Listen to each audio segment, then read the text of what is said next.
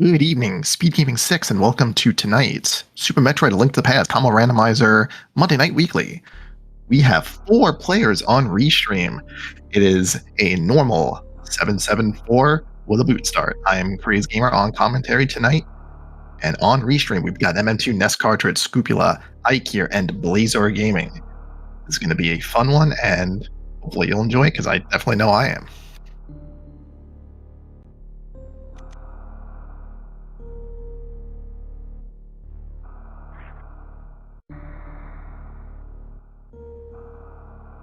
So under normal, that is the Super Metroid difficulty for the randomizer. We won't have any Hell runs or Suitless Meridia in logic, but our runners can certainly choose to do that if they want. It looks like we are now getting underway.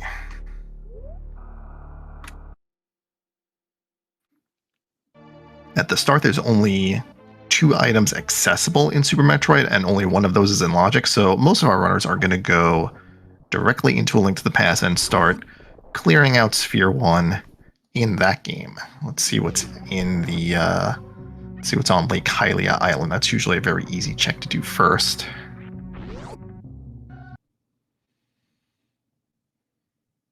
Just red rupee, so our runners will probably not be getting that anytime soon. Alright, Ike here's doing the spicy play of actually going down to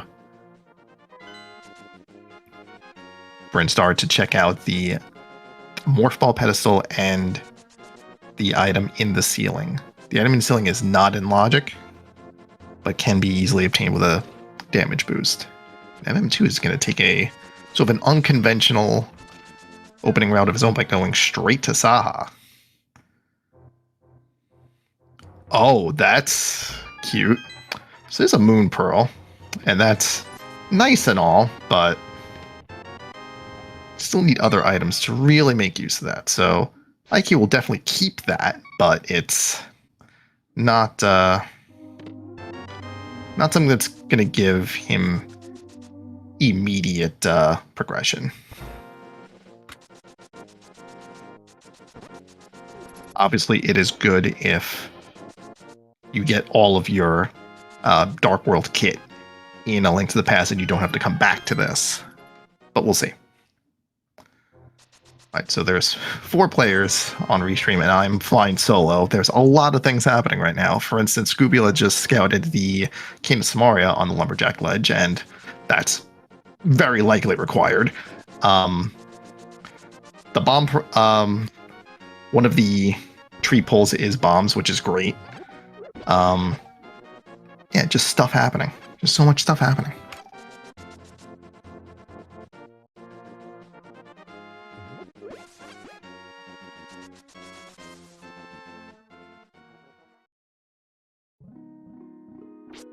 And 2 now gets that knowledge. Now it's nice that, there's something on Lumberjack Ledge because we already have one component of that with a starting Pegasus boots. But we still need at least one sword and either another sword or a cape to be able to get that, and also a lamp to put it in logic. But if you can do it in the dark, then great, but probably want to see a lamp before we do any of that.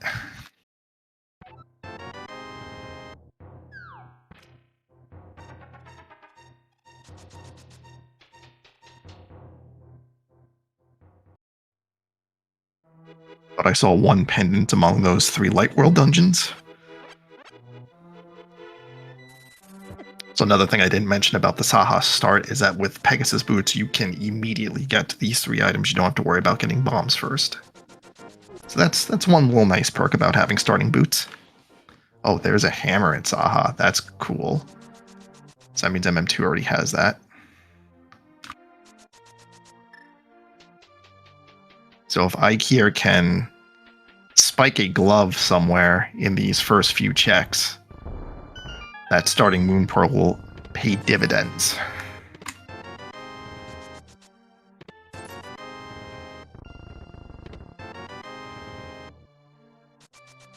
And Ikir is going to go into Eastern. I didn't check I didn't notice what the map said about what this is. I know there's, I think, one Metroid boss, one pendant, and one crystal. I don't know if this is a Metroid boss or a pendant. That's a Super Metroid boss. Okay, so Ike here is going to concede a double dip of this at the very least, but this is Sphere 1, so there might be something worth getting here. He's already made the choice to gamble on the Morph Ball pedestal, and that paid off. Wondering if this is going to pay off too.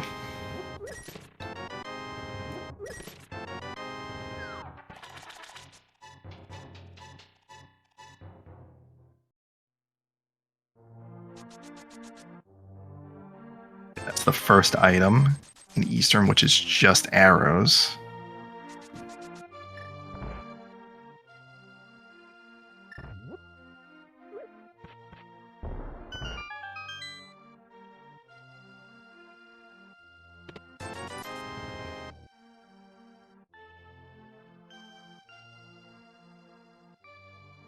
Scrupio's going to take the sword and do escape.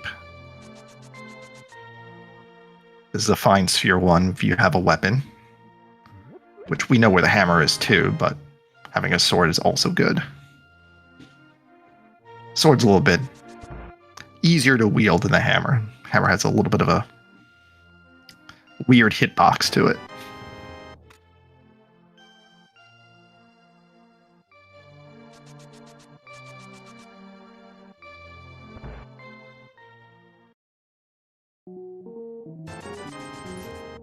M2 gonna buy bombs. Ike here's in the dark room in Eastern. Blazer is cleaning up Kakariko. Scupula is in the middle of escape. Nothing on the library shelf. Oh, there's another sword in the escape. Well, let's find a lamp and let's go to defeat Aga with a very minimal loadout. Don't know what MM2 saw on Race Game, but he's going for it. Oh, we have a lamp. Where was the lamp?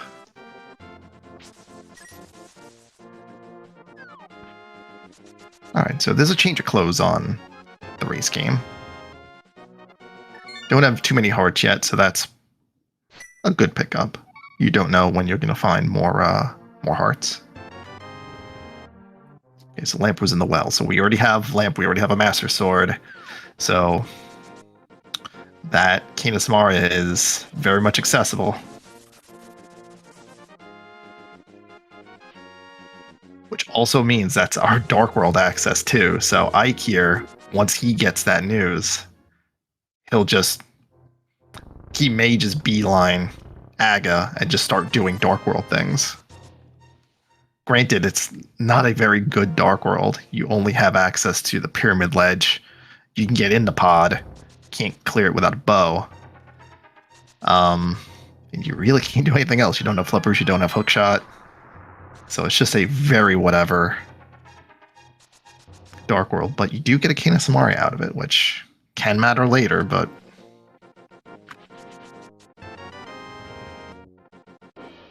right, you can get Hype Cave. That is certainly a nice concentration of items, but don't have access to anything else. And I guess,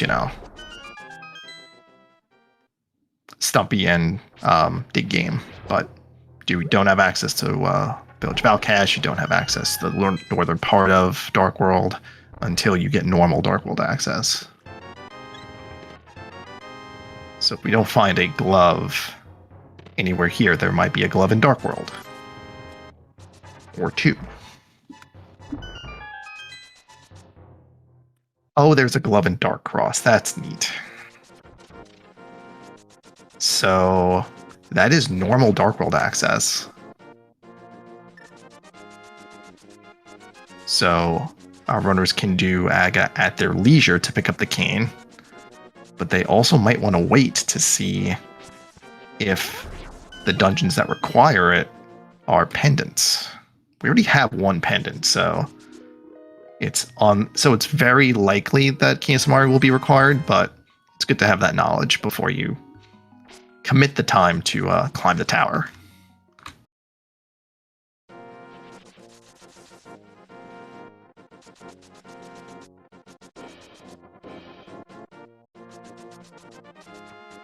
Ike, you're going to take a Death Warp and is going to go to Dark Cross and pick up a glove. And that will be the first runner on Restream with Dark World access, and very likely the first runner in the race to get Dark World access. I don't have any other runners on in this race. Like, I'm not looking at their stream or anything, but going down to Brinstar first is not a common play, because it usually doesn't pan out unless you get lucky and something is there, which in this case, something was there.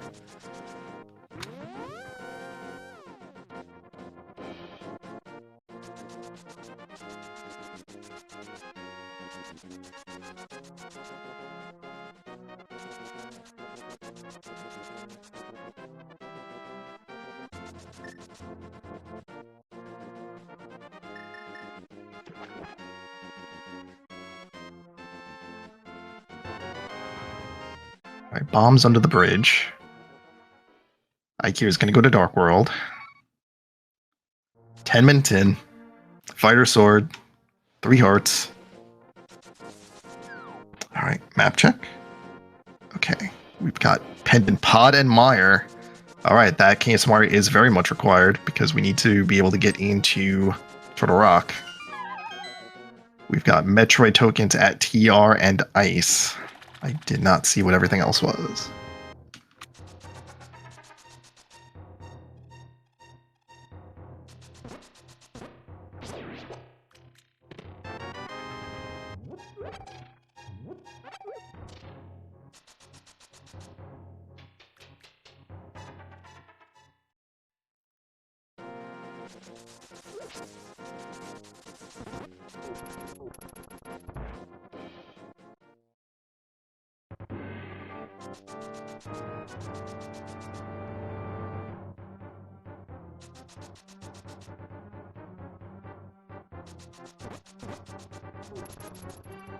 Gravity suit in Hyde Cave. That's huge. We haven't found a morph ball yet, so that gravity suit's not doing anything, but having it there is great. Especially since we know where all of our pendants are. It means everything else is required. So that means Meridia for sure, at least Dragon at least, is required.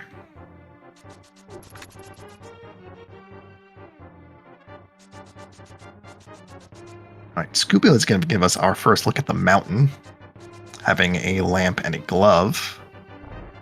This is a few checks that we can do, plus we can get one item in Upper Norfair without the morph ball.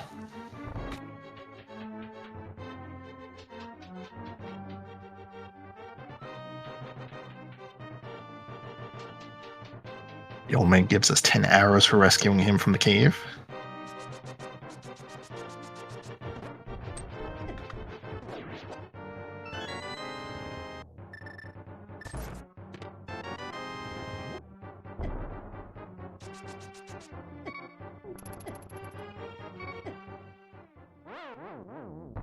There's a shovel on the top of Spec Rock, so we'll need a mirror to get that. Got a bug net in Spec Rock. Sadly, we'll probably not get picked up. It's a nice safety if you come across it, but not really worth going out of your way for. Mid to dig game. Ooh, that's fantastic. Since now IQ could just go straight into Vu and start doing that instead of having to save and quit.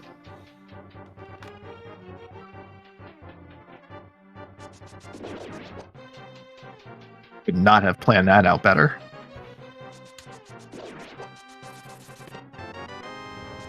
That's MM2's glove, and he will take the key and continue on into the the back of escape. Now, whether or not this is faster than saving and quitting and just pushing the grave and bombing it is, it's an open question. You'd have to time it, but clearly he decided that going through Dark Cross is faster. Oop, we got high jump boots at C-shaped house.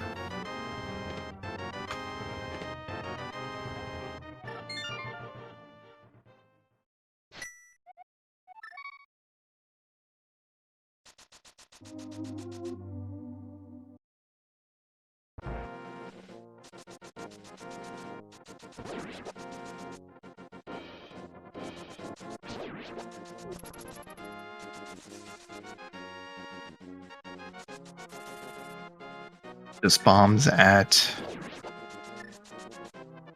hammer pegs, X-ray scope, among other goodies in Mini Moldorm Cave. Quake was among those. And Ikir has a fully completable Thieves Town ahead of him, so that's the next obvious spot to go.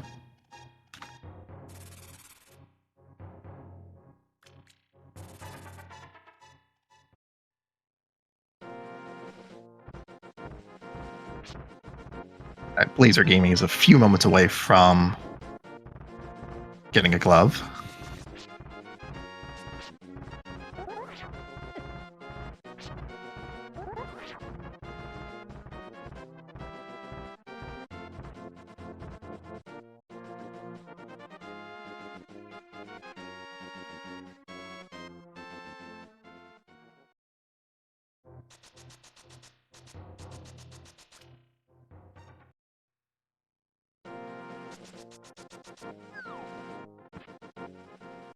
MM2 is going to go into Business Center, get the one item that they can get, and then he's on his way.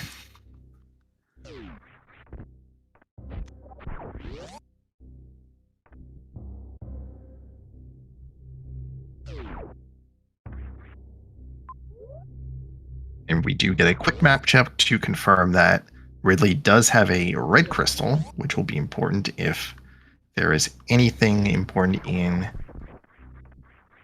the fairy fountain over at the pyramid in Dark World. Don't think we saw the other red crystals, so that's floating somewhere in Super Metroid, because we've seen everything else in A Link to the Past. Oh, Skullwoods. Cool. All right, so those are the two dungeons needed for that check.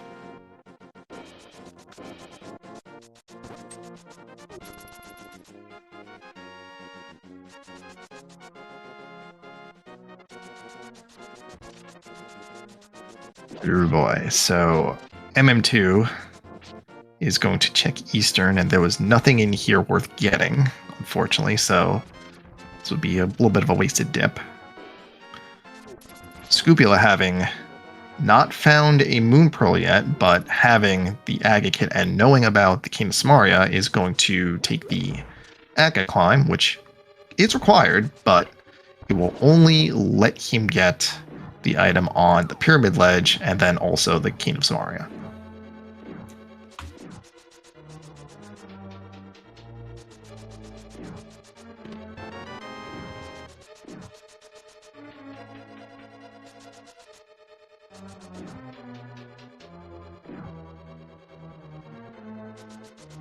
Rocket Escape just has missiles, so no need to get that.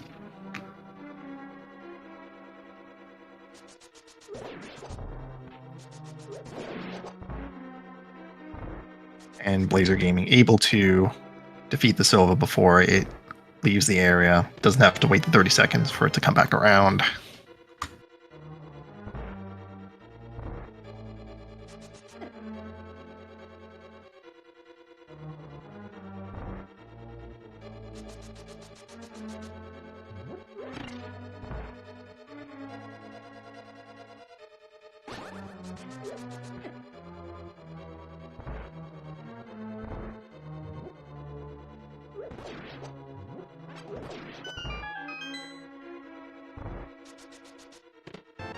in the big chest is just bombs.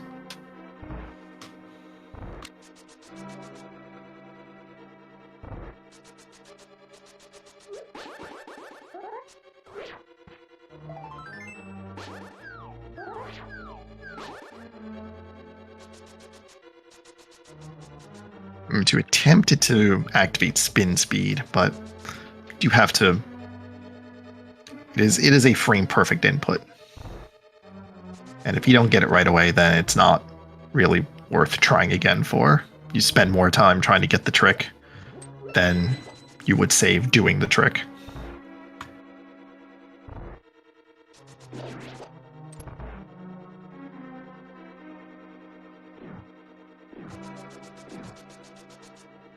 All right, Ike here getting down the blind script. 9 hits with the sword, easy peasy. And that is a Super Metroid boss kill.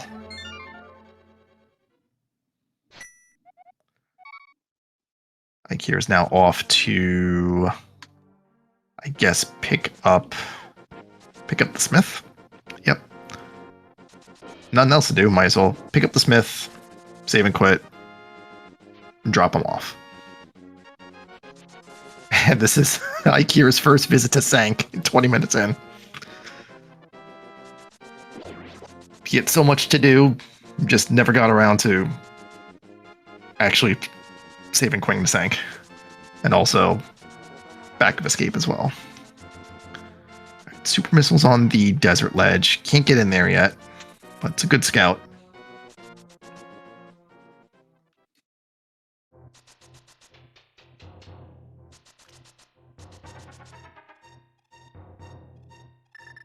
Laser Gaming is now in Eastern. Still have not found Dark World access or the Moon Pearl. So, a reasonable dip, but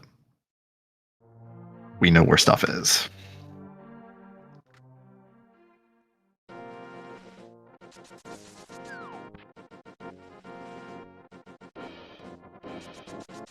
King's Tomb doesn't have anything, and I assume Ike here will now go to the village to drop off the smith.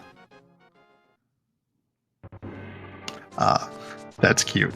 The character sprite on the map screen is, dependent on what your sprite is, and for Scupula it is the Quake icon. All right, MM2 is at Aga Tower, aka Castle Tower. He knows that there is a Kena Samari at the end of this, but doesn't have a Moon Pearl yet, so in his mind, Moon Pearl could just be on the Pyramid Ledge. We know it's not, but this will get him a Kena Samaria. And Ike here, remembering that you can go to a lot of places with the smith, but not every place. Cannot enter the cave with the smith. So he's got to drop off the smith first, and then we'll be able to check the lumberjack ledge.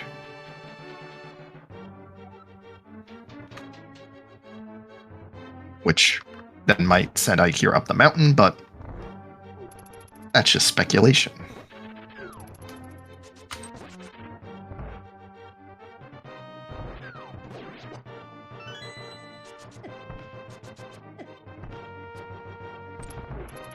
Scupula taking an overworld death just outside of Saha. Let's see if he tries that again.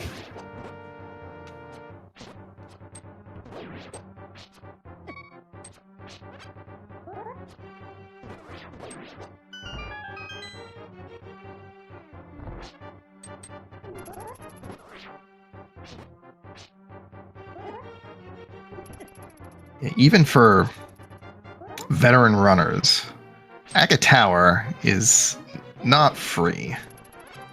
There's a lot that you have to sort of slog through.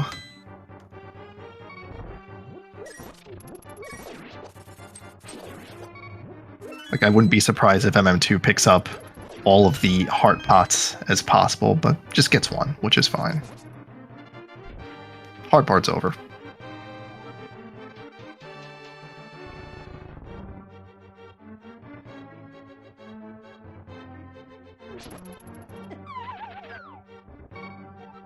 Spoke too soon.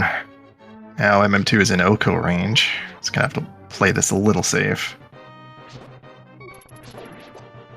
Also means he cannot take any hits to Aga, so does have to be a little bit careful during this fight.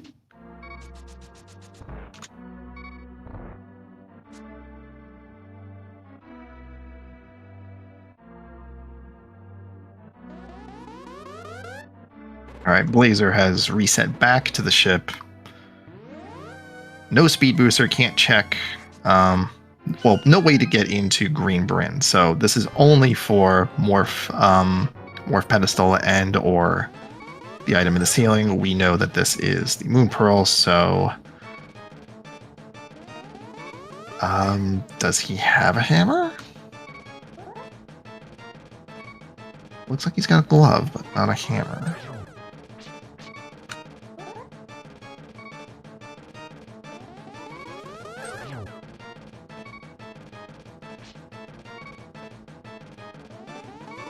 The kid just has super missiles, which is fine, but not a major item.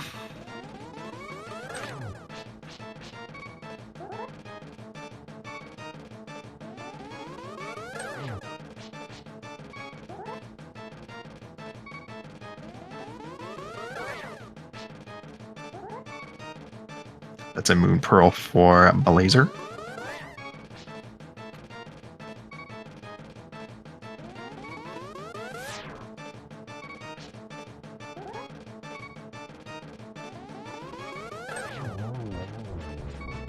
And that's Aga 1 down for MM2.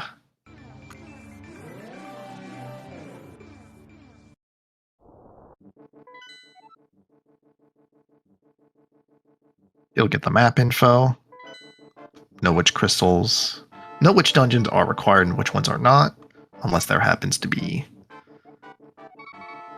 required progression in those pendant dungeons, which does not usually happen a lot in SMZ3 just because there's so many other places things can be, but you never know.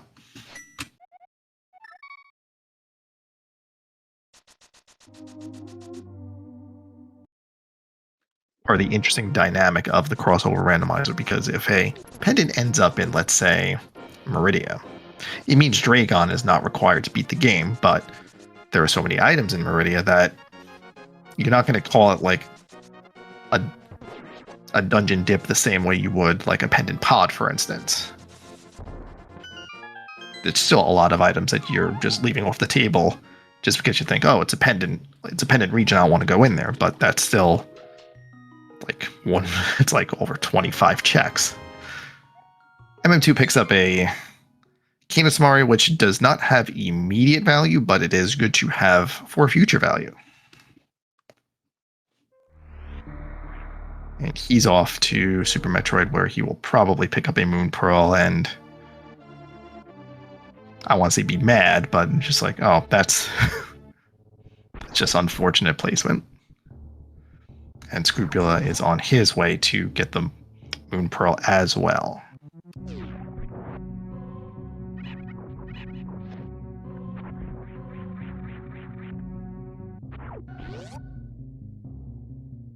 So I assume Ike here now has knowledge of Canis Maria on Lumberjack Ledge.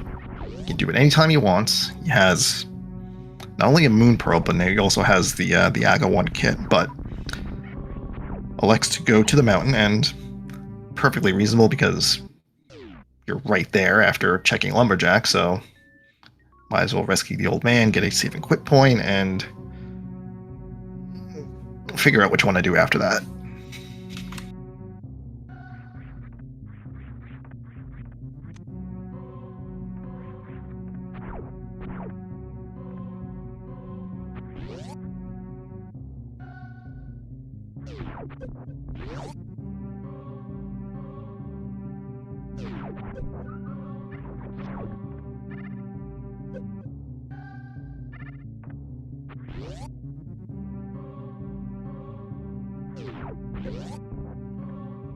Alright, MM2 has a Moon Pearl and is on his way back. to explore Dark World. Blazer also has a Moon Pearl and is now just getting an inventory of where things are in terms of dungeon prizes, and we'll soon start clearing those out as best as possible. Probably starting with Thieves' Town because you have everything you need for it and you're not leaving anything behind.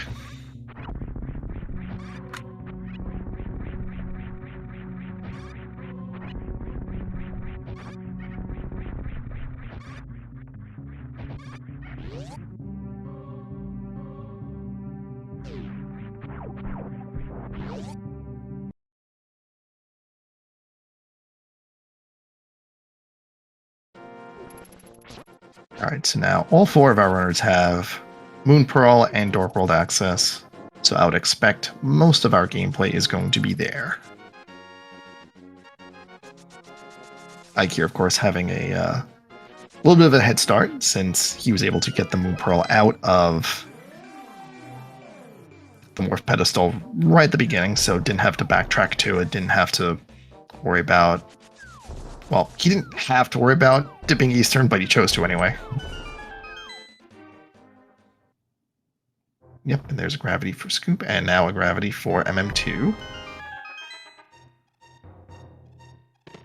And the Blazer are about to come upon a Titan's Mitts.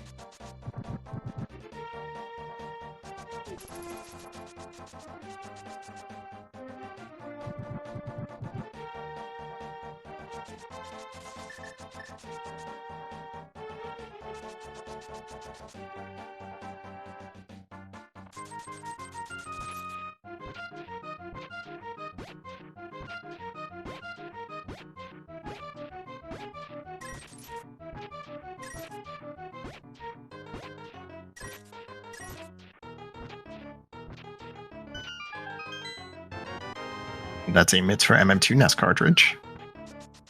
And Scupula.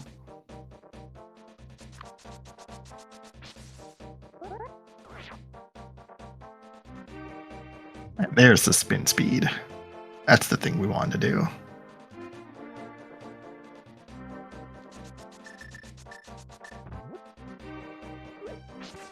Also possible to do that with a hook shot, but we haven't found that yet.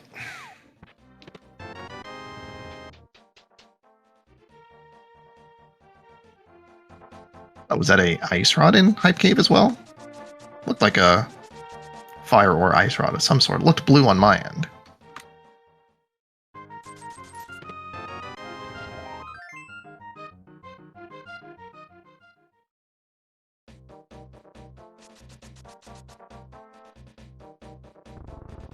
Ike here's going to get a free green potion from the Waterfall Fairy. In SMZ3, these are always green potions.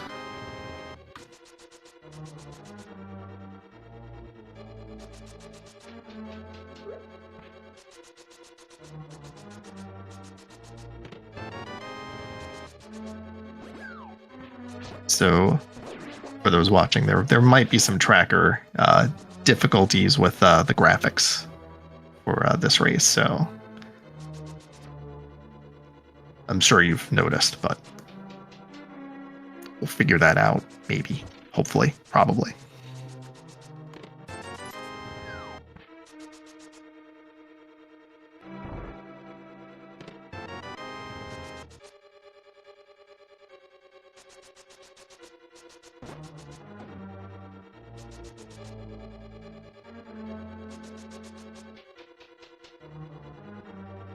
Right, MM2's in Thieves' Town, Scupula's in Thieves' Town.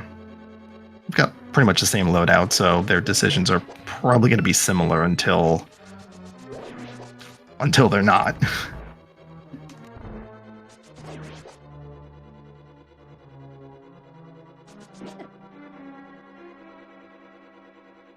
Like you're gonna dip Skullwoods, and this is fine. It's pretty much like an overworld check. It's 2 items, hopefully, that you have access to. Without the fire rod, you can't get to the back, so if there's any items in the back, can't get those until we find a fire rod. And of course, sometimes you just find a fire rod in Skullwoods, because that's just how the game works.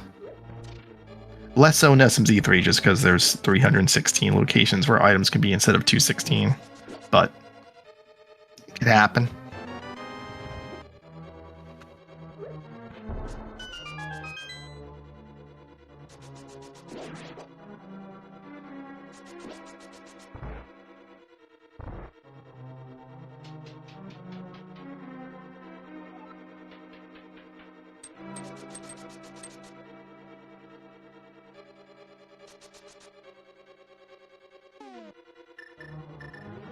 All right, 3 of our runners are in Thieves Town. The other one, Ikir, has already completed Thieves Town. Is now just doing other stuff. Ikir did elect to go back to front, which is usually good if you don't have the fire rod. You can't clear it, so you might as well just start at the back, work your way forward, and then you can reevaluate after you get everything you can. Like if you end up with a mirror, then you can just keep going right and end up in Graveyard Ledge or what have you. And in this version of SMZ3, the pinball room is always a small key, so we can ignore that and instead check the big chest, because we did just get the big key, which just has a 5-arrow capacity extension. And Ikir is out. Let's see where he wants to go next.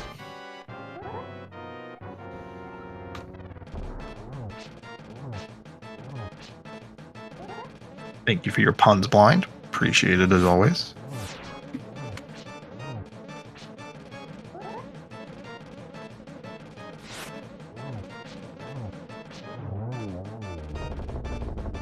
And the 2 getting the blind script down, no problems whatsoever.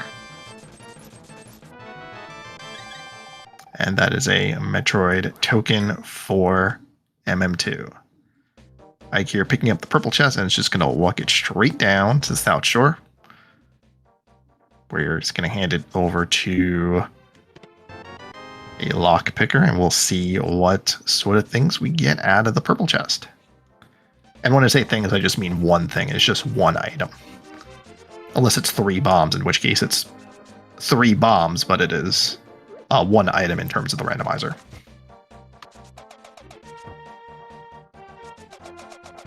Hey, would you look at that? It's 3 bombs.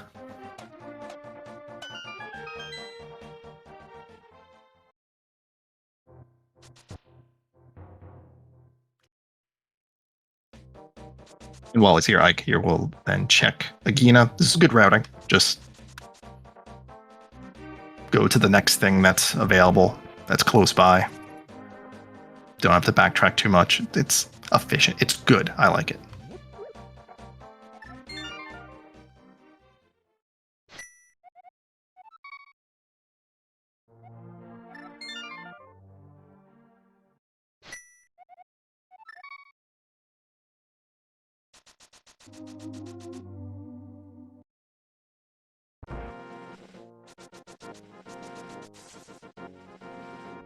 Right, so it looks like Ikir is now going to go to Escape or Aga. Don't know if he did Escape before. Nope, it's Aga. As good a time as any to do it. Alright, Blazer is in stage 3 of the blind fight. Didn't get the script, but this should be... Oh. Right, he's gonna pop a red potion, and it's always better to be safe about this sort of thing, because as the old saying goes, the slowest thing you can do is take a death.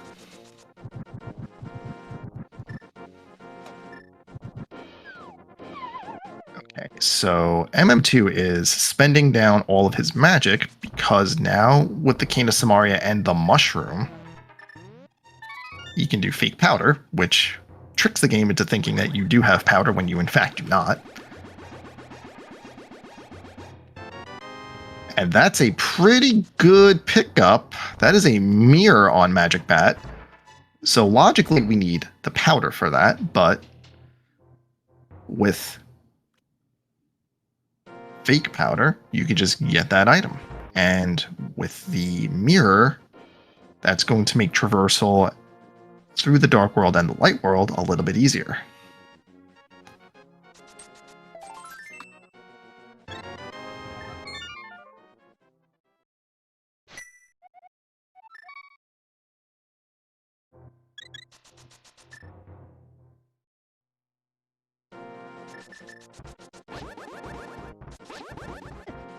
This also makes Tower of Hera accessible, and also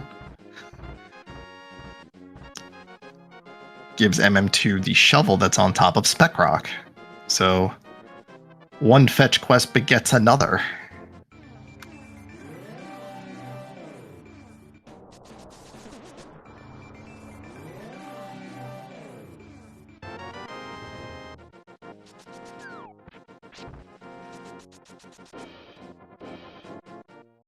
And this will be our first look at Tower of Hera. Fully completable. We do have a fire source. We can do the basement. But if the small key is in the basement, then it locks itself and we don't have to do it. And that's always the hope, that we never have to go into the basement. Just kidding, there's a small key, so we might have to go into the basement. But if we find 2 items up here, then the basement will have either a compass or a map, and that's really the hope here.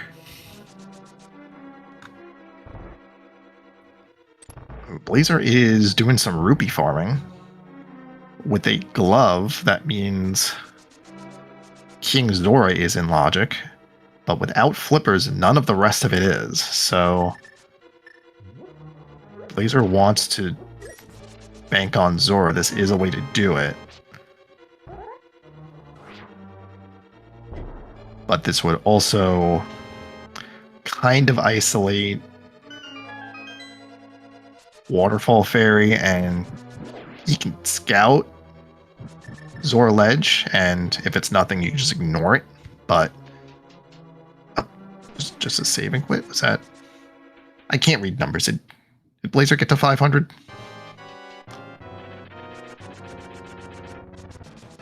Oh, it looks like it's 3 something, and then who will hand for the rest of it?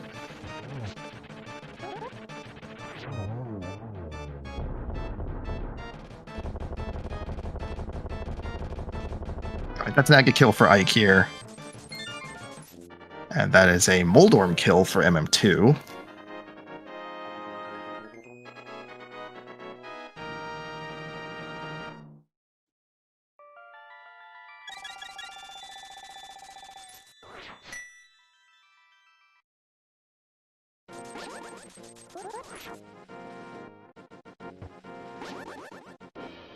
Alright, so the basement is either a map or compass, we don't care. And that is 2 items out of Tower Hera, and we can just continue on. Because we have a hammer, we can check the right side of the mountain, and that is 8 checks, which is Spiral Cave and Paradox. And because we have the myths, that is also Super Bunny Cave, which is another 2 checks. And there is 1 check that is accessible in Hookshot Cave because we have the boots. Don't have a hookshot, so we have to leave the other 3 behind. Ooh, Bombos, and that's possibly important because that gives us 2 medallions out of the 3 that are available, and if we can get into TR, we are obligated to at least take a peek in.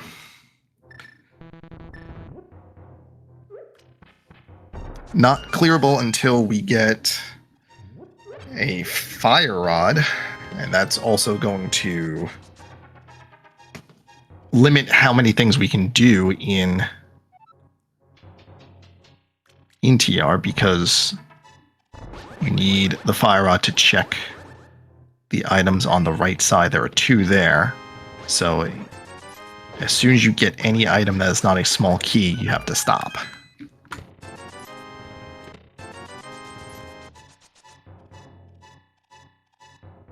Yes, the trackers, I think... Well, at least the graphics are a little bit messed up, and I might have something to do with how many items were added to the tracker since this was updated. So can't really do much about that now, but that's a good thing to know for the future.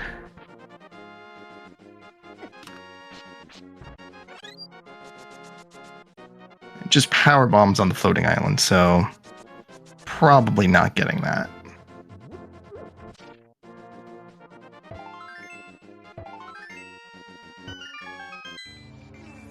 I assume Ikir did potion glitch or mimic clip to get to this side because we don't have a bow yet.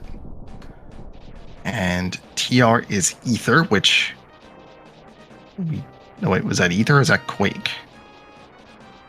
Looks like Quake. Yeah, it's Quake. And for luck.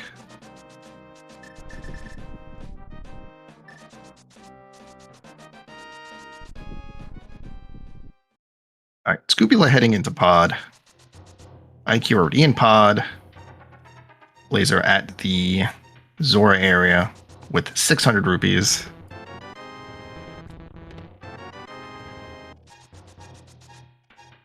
In Waterwalk state, so can run over. Don't get hit, otherwise bad things happen. And at Zora is just supers, but you know, supers are fine if you don't find charge. Ooh, big pickup in pod. That is Various suit in the Ruby room. Still no Morph Ball to speak of, but that is a nearly full clearable Super Metroid once we find the other orb, as it is sometimes called.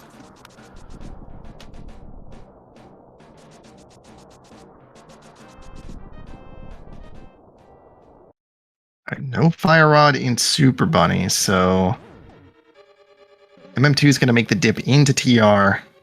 Can only check the first item on the left side. If it is anything but a small key, he will have to mirror out, and that will be the end of that dip.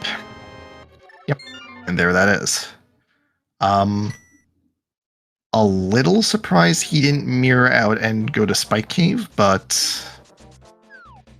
Oh, I see. There's not enough hearts for that, and no... I'm assuming he has no potions or anything to make that happen, so that's fine.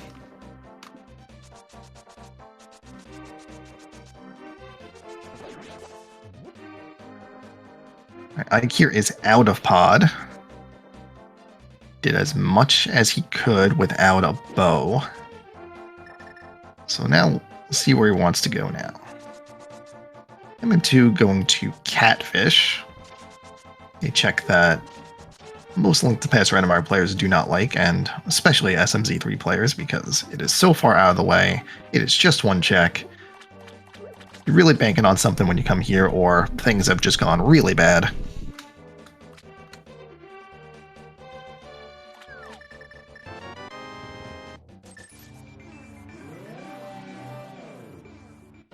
MM2 is going to mirror, and because we're at Zora, might as well check Zora.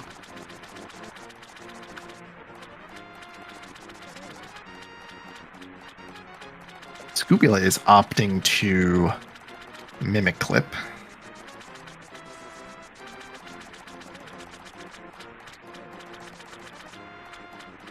Laser getting the news that Catfish is not the answer.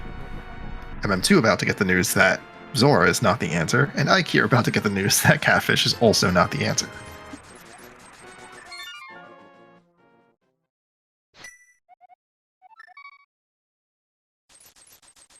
So then the question remains, where is our next progression? Let's speculate what the next progression could be. Flippers gives us Ice Palace. I think we have Bombos, so that makes that clearable. We have Mirror. Well, we logically don't have Mirror yet. We're still looking for a powder to get that. But if MM2 finds a hook shot that is Swamp Palace that's accessible, if we find Morph Ball, that's just all of Super Metroid.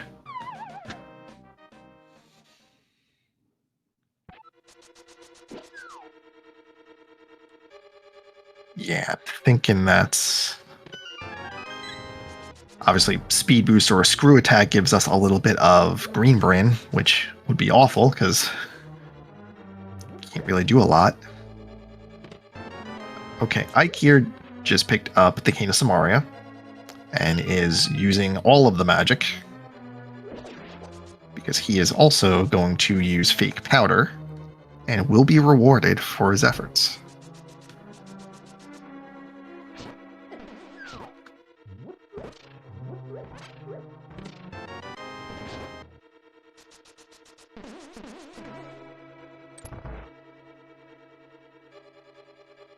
So Variasuit incoming for Scrupula, and Mirror incoming for Ike here.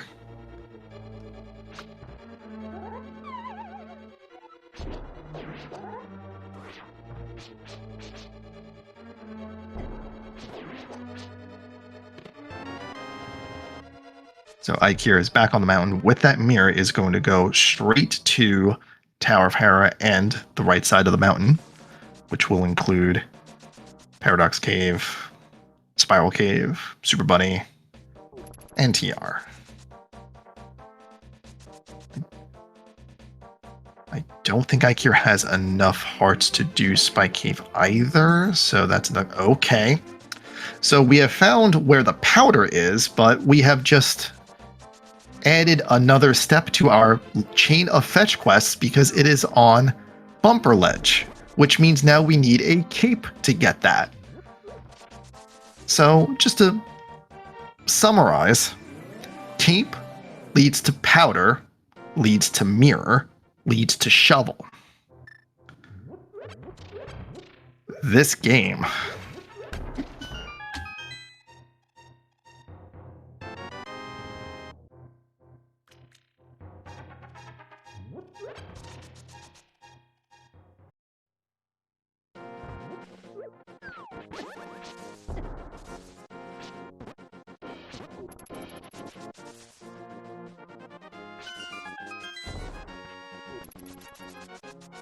Oh, this is a nice setup from MN2. So, by cutting the grass by the useless fairy dropdown, and then bonking over the hole that drops down, that sets up a water walk state, which he could then use to turn in the mushroom and get that check. That is a very heads-up play by MM2. Runners will usually not do that particular water walk setup. The one that you usually see is the one coming out of Ice Rod Cave, and on occasion you'll also see the Skull Woods setup, where you take that all the way across the northern part of Dark World in order to get to Catfish. If you don't have Aga access or a hammer or anything like that. There's a very heads-up play.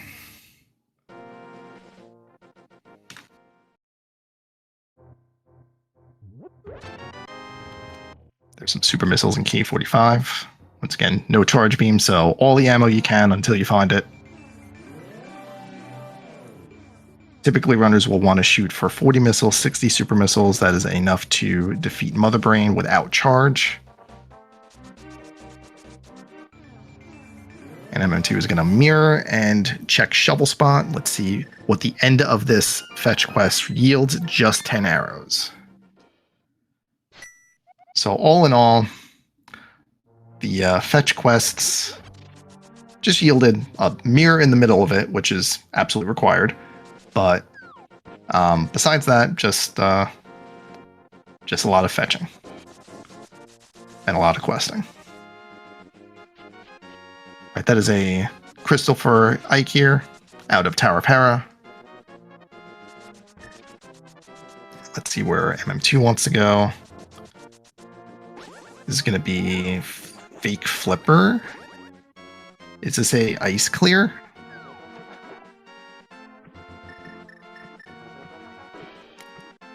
This appears to be an ice clear, which you got all the tools for it. You just the dungeon itself is out of logic, but at this point, there's not a lot of good options left. So just do something that's required. Worry about logic later.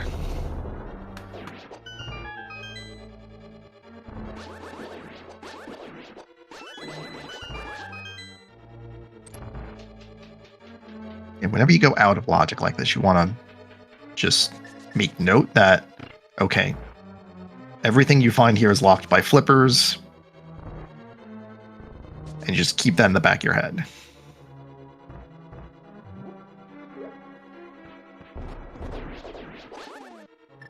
Ike here is going to a Dark Death Mountain. MM2 shambles.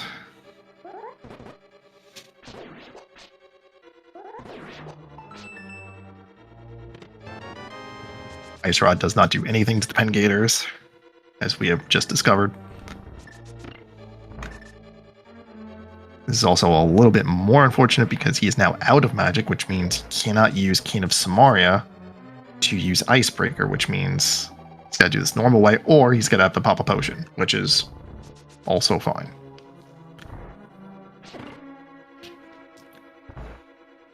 He is going to hit the switch, though, and that's going to change the routing a bit when he gets to the end of the dungeon. It means the drop down in the center, which goes down to Cold Stair, will be open. It means he is either skipping Iced Tea, or he has to go about it the other way, or he takes the drop down, goes back upstairs, and gets to Iced Tea from there. Alright, this is new information. Scupula has decided to go to Bubble Mountain because, as it turns out, you do not need Morph Ball to get through to Bubble Mountain, and finds a Fire Rod, which is progression because it does give us additional checks in Skullwoods, additional checks in TR, which there's our cape, which closes our fetch quest loop. Oh boy, so Bubble Mountain had the goods. The game wanted you to come to Bubble Mountain with Varia and High Jump.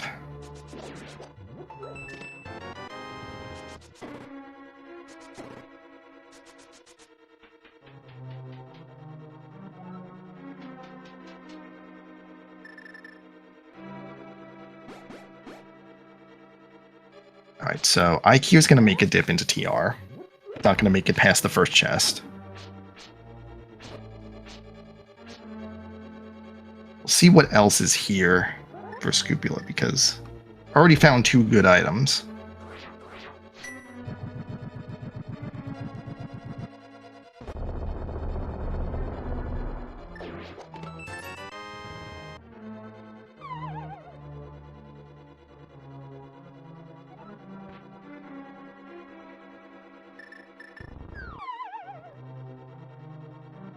Alright, so just bombs. So it looks like Bubble Mountain was not just, but it was... Oh, that was... Alright, heads up by Scupula, but also a little risky. So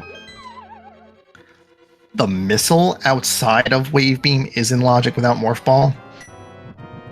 Wave Beam, the Wave Beam location itself is out of logic. Because if you fall down the spikes, you're soft locked because you can't morph to get through the tunnel to get out. Now, yes, you can gate glitch your way out of it, but not in logic in normal. And I don't even think hard has the wave location in logic either. So a little risky, but Scoop manages it and is on his way to check Speed Booster and the missile just outside of Speed Booster, which is also a missile.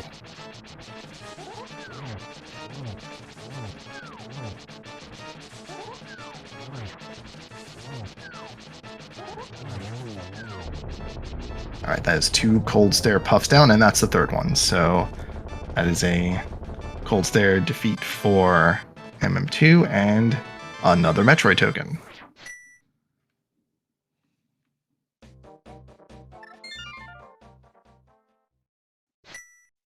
Laser Gaming is cutting grass for rupees, infringing on the trademark of MM2 NES cartridge.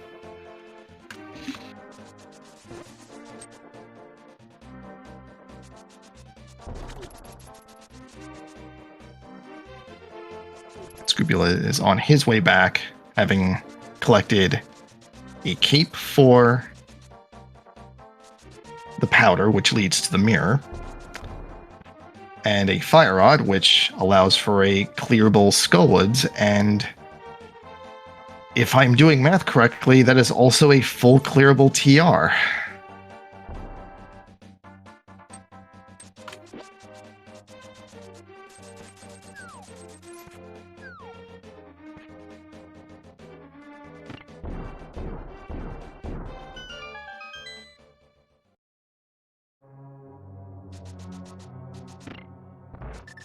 MM2 in pod.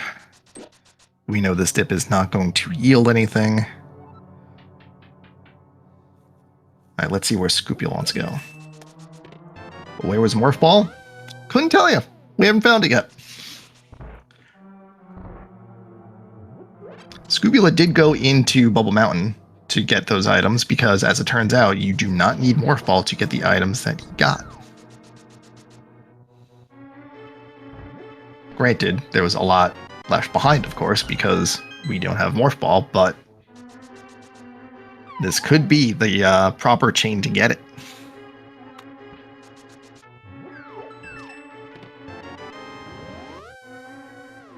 Alright, so with a cape, that also puts Spike Cave into logic as well, and hopefully Scrupula has enough health to get through this, and just enough. And it is another fetch quest of sorts. It is the Book of Mudora, which gives access to Ether Tablet, which is on the mountain, Bombo's Tablet, which is in the south, but it also gives us the access to Desert Palace, which is full clearable. So let's see where Scoop wants to go next.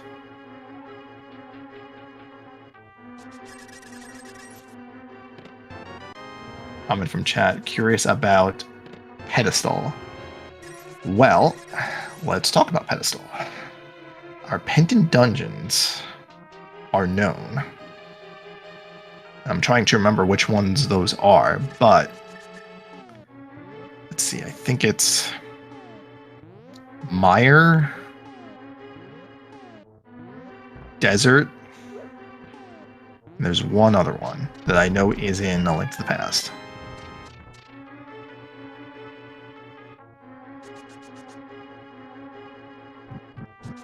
I'm trying to think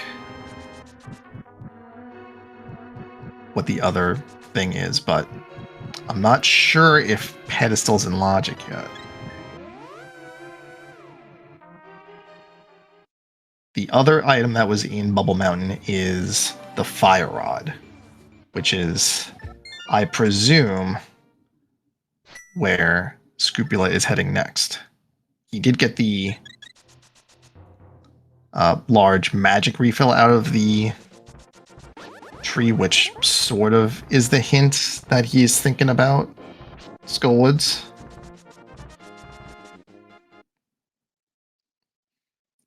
Nope, he is going to go straight to Bumper Ledge to get the powder. And Blazer also picks up the book. MM2 is now in Upper Norfair. Ikira a little bit ahead.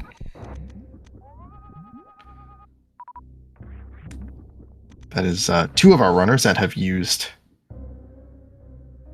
X-Ray for its intended purpose.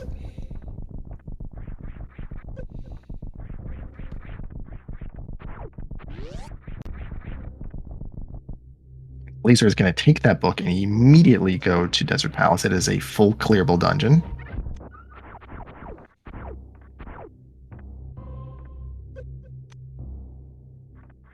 That's Fire Rod for MM2.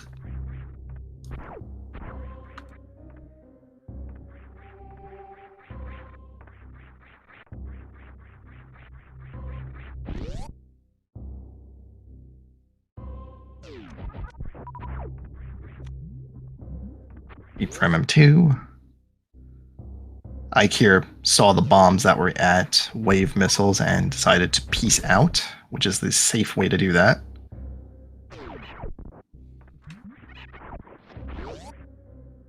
And Scrupula is going to take the Fire Rod and go into the back of Skullwoods.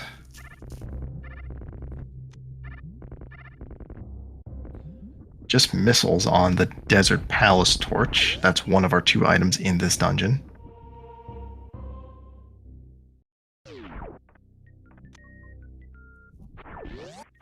Keep for Ike here.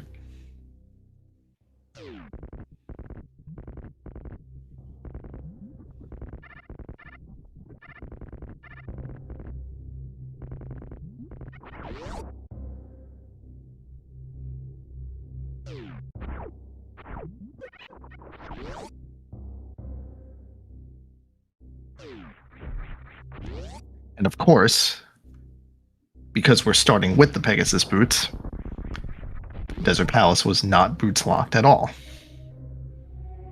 That's just how that works.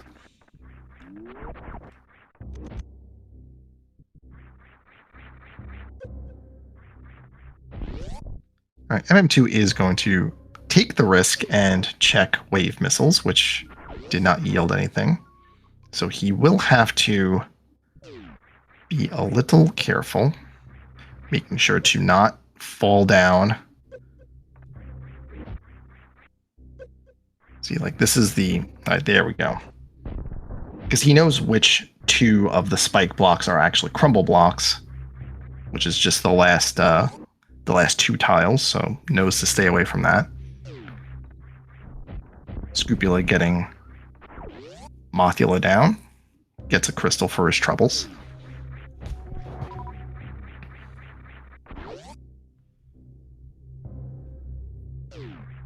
Now Ike here's back on the mountain, so I assume he is going to just beeline directly to Turtle Rock. This will be new information for us.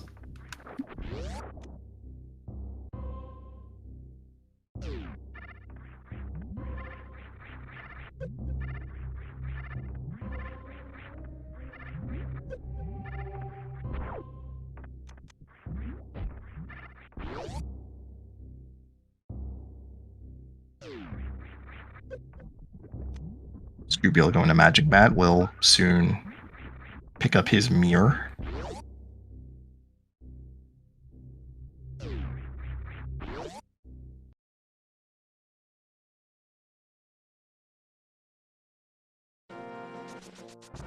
So we've got a fair amount of divergence amongst the four runners on Restream tonight, which, by the way, if you're not following these runners, you should think about it, because they're good at the video game.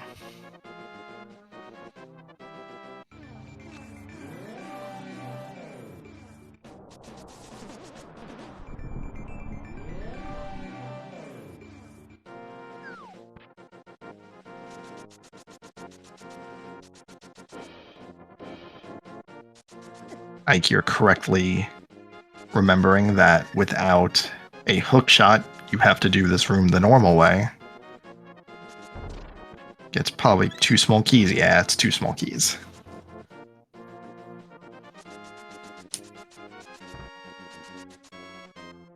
Yeah, with a item that was not a small key in the first chest, it's usually 2 small keys on the right side, because you need one to get out, and then you need another one very soon after. Like, you get 1 drop there, and then either this room, the chain chomp room, is a small key, or you got 1 back there. So now we spend 1 here. And we are nowhere near go mode, so I would expect the lava chest to be checked.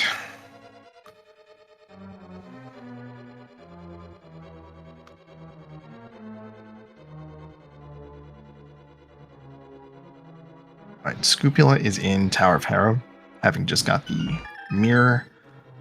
Blazer, where are you going? I'm guessing desert, so this is green pendant turn in. Alright, let's see what the green pendant had. More clothing. Not bad, but not the progression you wanted.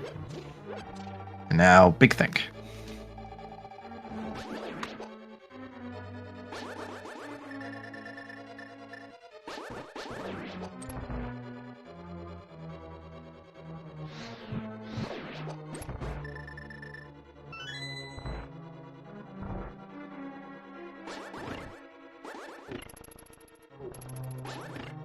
We've got 2 runners in Turtle Rock, 1 in Tower of Hera, and 1 figuring out what the next play is. And I don't know if Blazer uses a tracker or not, but this is where a tracker would come in handy, since you'd be able to see that if the tracker you're using knows the logic, would be able to tell you, hey, you have some checks in Super Metroid to do, which is exactly where Blazer is going.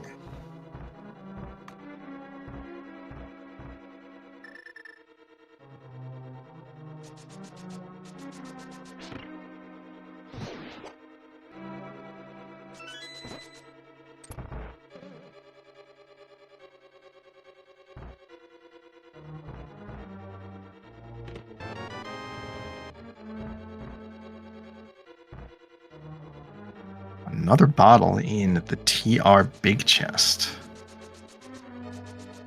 I haven't been keeping super track of things, but I don't think we've found anything particularly useful in TR just yet.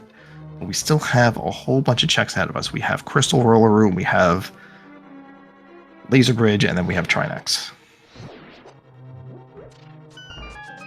And Laser Bridge has to have 1 small key, usually also has the map and the compass, and then 1 other item. Although sometimes you'll have the map or the compass on Trinex instead, then you'll have 2 items on Laser Bridge.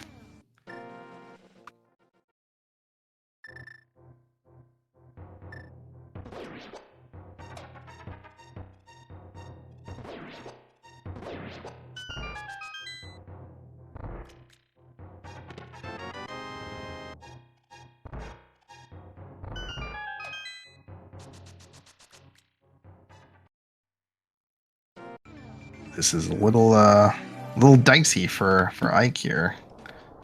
Fell down a little bit and got bullied by some of the lasers. May want to take the safety door, but clearly is better at the game than I am. Because I would have taken the safety door for sure. But he's on his way to Trinex.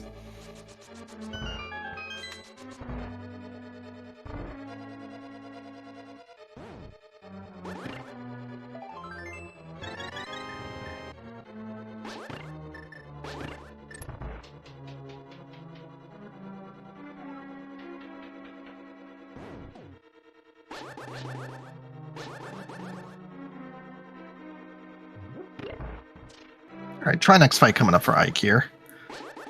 It's going to use the hammer since it does tempered sword damage, and we don't have half magic yet, so unless he also has a way to refill magic with either a green or a blue potion. Well, it does have a blue potion, but you definitely don't want to spend it if you don't need to. Especially since the blue potion refills both magic and life, so you optimally use it by spending it as when you have no magic and as few hearts as possible. And let's try next down for Ike. Let's see what the goods are.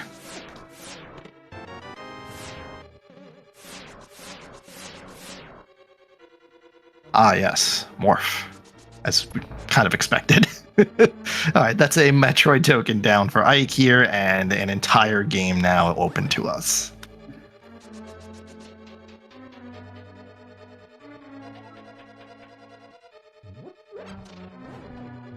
So to recap what that morph ball was behind. We needed to do Aga because we needed the Cane of Samari to get that. We needed to go into Bubble Mountain without morph ball in order to get the Fire Rod. And then Ice Rod was kind of early, Hammer was kind of early. And I forget where Quake was, but the main thing was, and also of course, Mitts and Moon Pearl. So yeah, just a whole load of nonsense that you would expect nothing less from SMZ3. Or even SM by itself. Or even Link to Past Randomizer by itself. But anyway. Ike here is now back on back in the light world. It's gonna save and quit. Figure out where he wants to go next. MM2's Morph Ball coming up.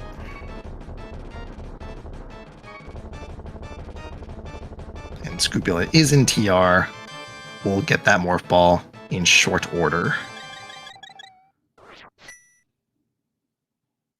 Couple of minutes away from it anyway. All right, MM2 just going to save and quit. I would expect just go straight to Super Metroid. Yep.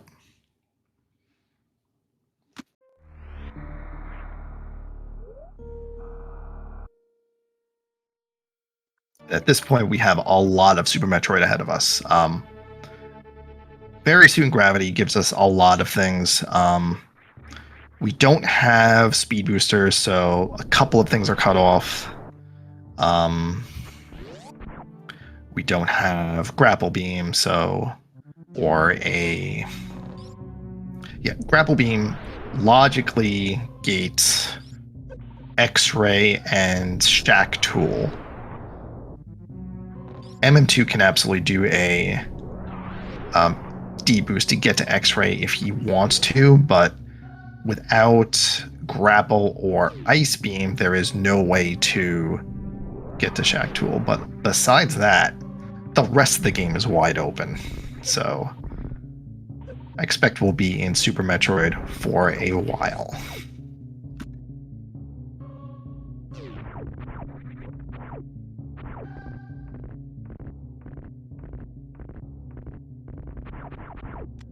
There's a bow.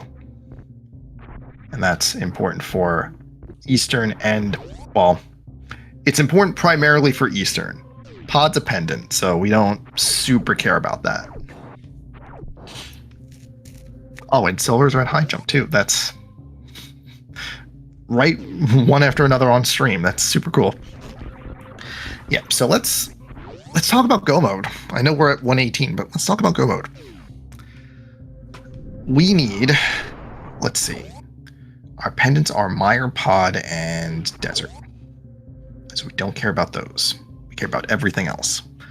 Super Metroid's full clearable. Well, in terms of bosses. So we get all 4 bosses down, we're fine.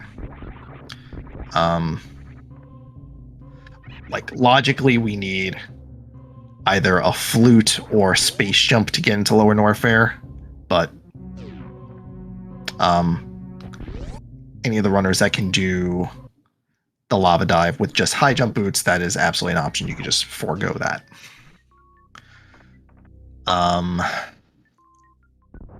So Super Metroid bosses down. Let's just consider those completable. Eastern, we got a bow. We can do that. Harrow's done.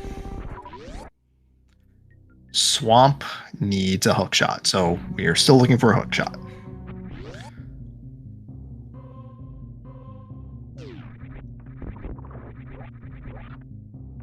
Skull Woods done. Got that. Thieves Town done. Ike here, good good crate quick tail for a crystal. And then Meyer needs their speed booster behind Kraid. It's cool. Meyer needs flute or lower Norfair access, so that's either gonna be flute or space jump. But again, if you can do the lava dive, you can just get there. Ice Palace, logic. Oh wait, we need flippers for Swamp Palace. That's a hard requirement. You can't get around that. So I think our go mode at this point is a hard required flippers and a hook shot. And then logically we need flute or space jump, but that's not a hard requirement. But two things we absolutely need. So we are on the lookout for those.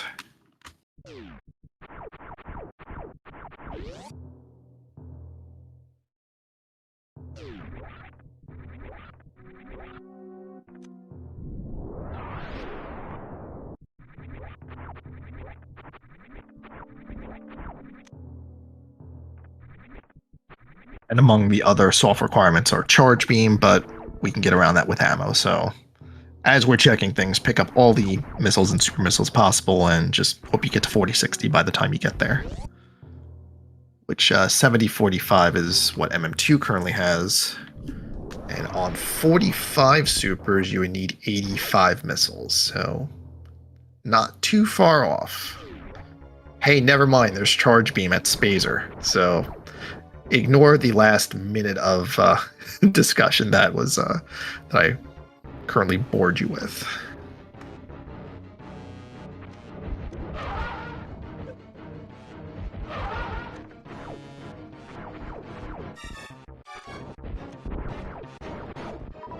Missiles on Ether Tablet. Not too much help there.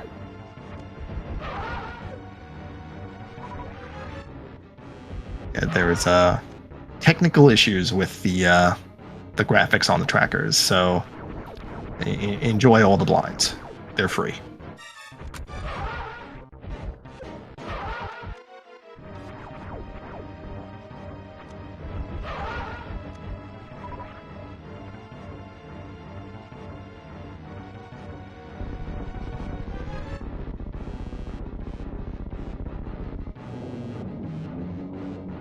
Was MM2 in Kraid's area? I thought he just went straight to Wreck Ship.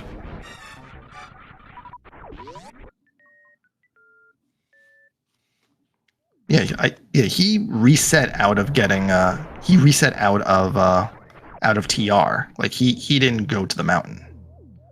So I don't think he was there.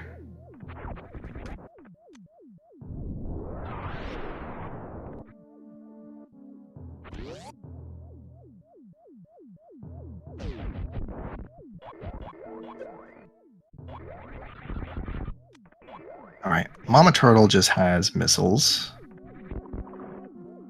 Right side supers is power bombs. More missiles at Mama Turtle.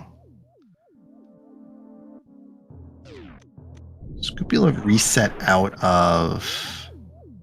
Well, saving quit out of Super Bunny, so... I assume he got everything. And when you save and quit out of the Dark World, after you've defeated Aga and you have the mirror, you start at the top of the pyramid, which is actually vanilla behavior, but normally in a randomizer, you don't defeat Aga 1, and sometimes you don't have the mirror. So if you have Dark World access, and you save and quit, you usually just end up in the light world, and it gives you the option to start at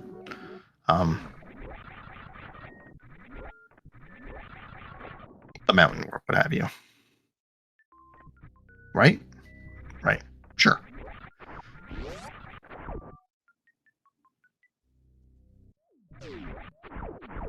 Of course, if you save and quit in the light world, you just get that option even in vanilla. But in the dark world, if you save and quit, you start the pyramid. Ooh, there's an ice beam in the watering hole, along with extra supers.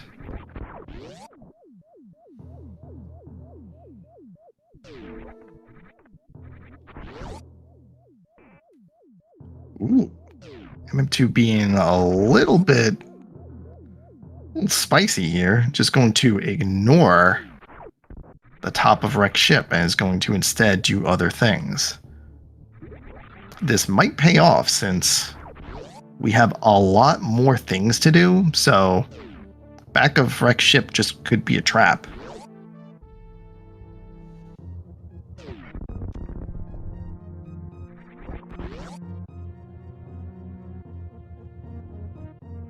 Blazer has activated the enraged state of Moldorm, but very quickly gets out of it.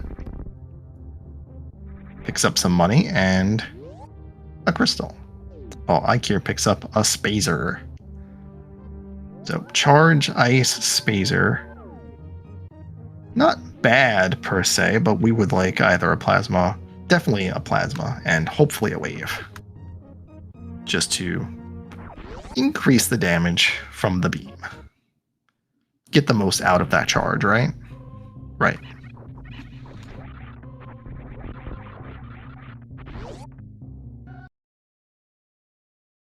Well, MM2 is actually heading back into A Link to the Past. Is this just to save and quit and go to the mountain? Just to get to Business Center faster? No, this is just doing stuff. Oh, this is taking the bow and clearing out Eastern. This is fair. It is required after all, and if you don't plan on going to pod, then just coming straight here is fine. In the ideal situation, you're just never going to pod in the same way that you just never go into the top of wreck ship.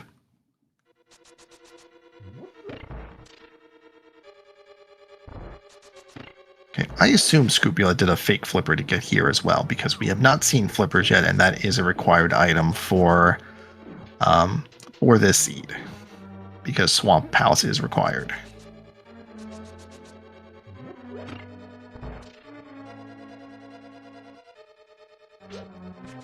Looks like there was nothing in the right sand pit.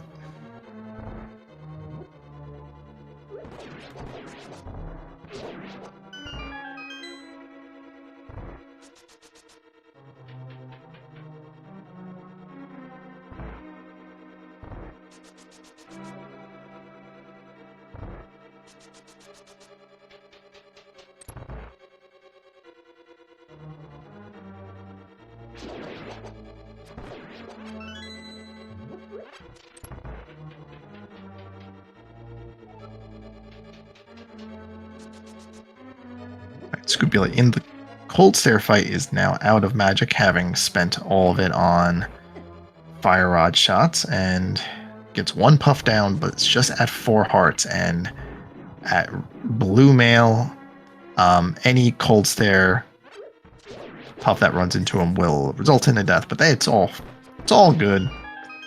Gets the 3rd puff down, gets a Metroid token for his troubles, and we'll see what he wants to do next.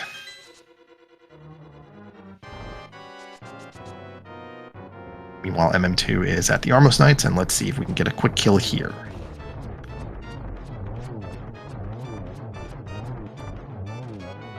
And there it is.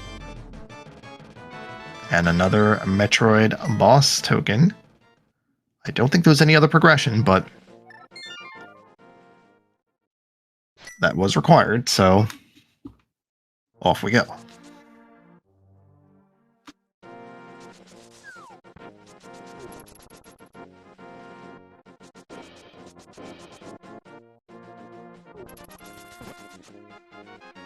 M2 does elect to walk over to the portal instead of doing a saving point and a reset. I assume this is faster. And there are the silvers for Scupula.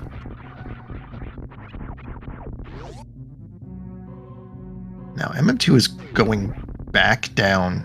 Oh, he's going straight here. Okay. So, this is an interesting choice. Because he's doing this, he hasn't found Speed Booster yet. I don't think. Which means he is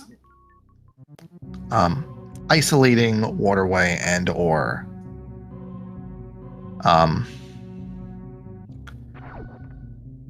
Criteria Supers, which require Speed Booster. Of course, he's going to find Speed Booster a little bit later, but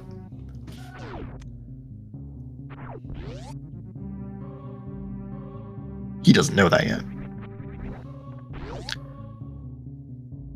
But let's see what sort of other things are being held here. Oh, well, there's Plasma, so that'll pair nice with the charge that he'll find when he goes down to Red Barin. Meanwhile, Ike here is at Dragon. Scupio's heading back through Norfair. Blazers in Skullwoods with a Fire Rod can clear that. There are so many things happening right now.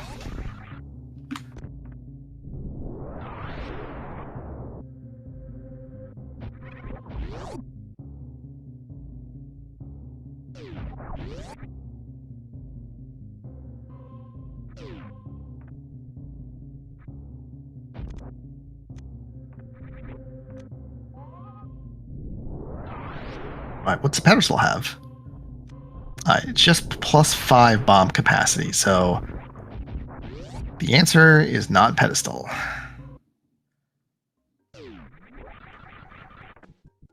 Now, it could have been, but was not in this case. Since the last two items that are outstanding, Flippers and Hookshot, are not required for our pendant dungeons, but not the answer here.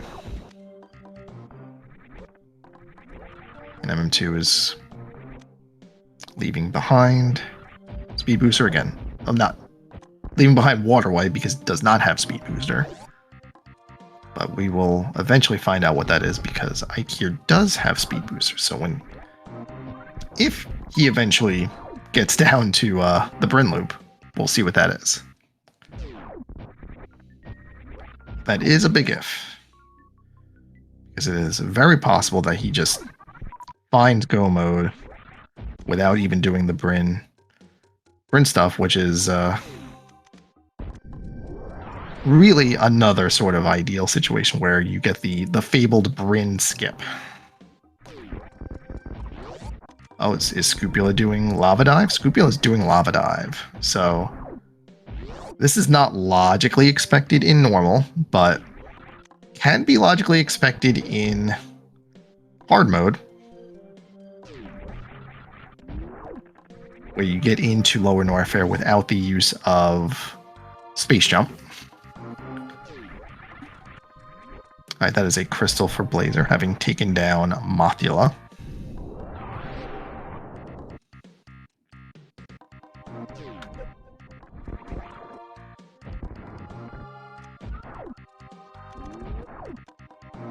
That is a successful Lava Dive from Scupula, and having seen the pause screen makes me realize exactly how few Super Metroid items we actually have. Granted, there's, a plethora of missiles, super missiles, power bombs, and the two items on the HUD, but besides for Varied Gravity and Morph, we don't have too much. One person's got a screw attack, but that's just about it. And I guess high jump boots too.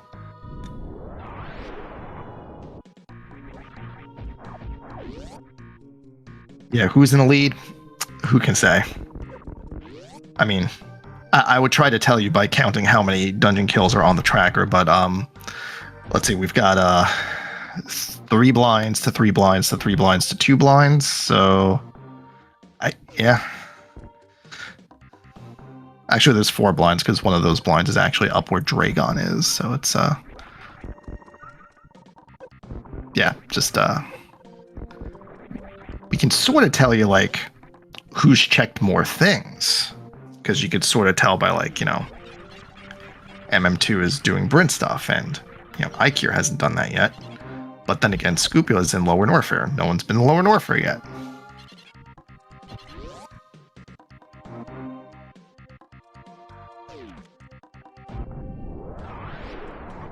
Ikir has also decided to fake Flipper and take care of a required dungeon clear. Saying the heck with logic, who needs that? Oh, apparently Scupula found Space Jump at some point. I have to assume that's in Lower Norfair then, which means Flute is the logical access.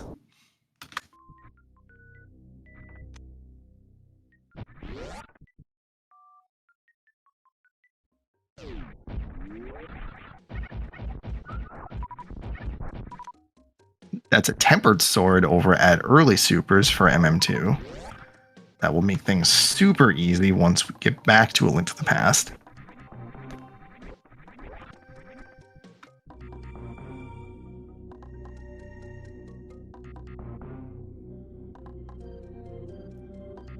I have to assume that Scupula intentionally skipped...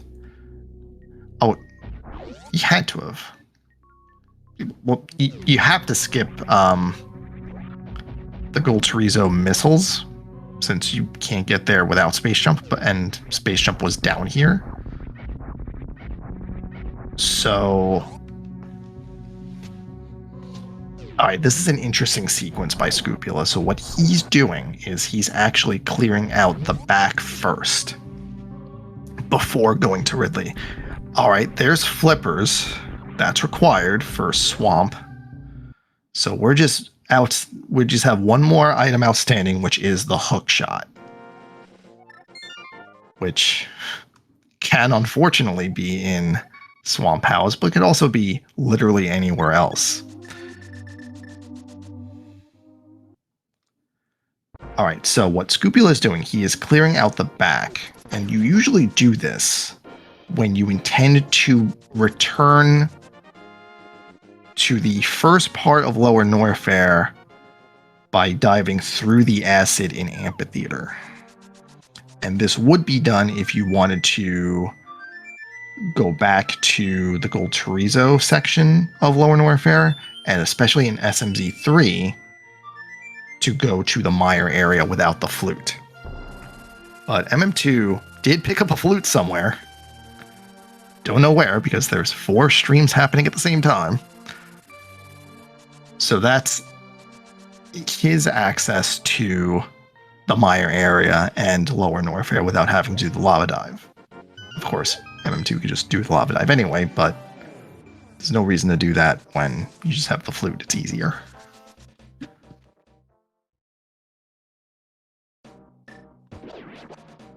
Alright, Blazer on the way to Castle Tower. Gonna go defeat a wizard and get a Key of Samaria out of a tree. Sometimes you just say a brand new sentence. Ikir is about to finish up Ice Palace. MM2 is going to clean up Skullwoods. Scupula is going to defeat Ridley soon and then probably head back through Amphitheater to the Mire area.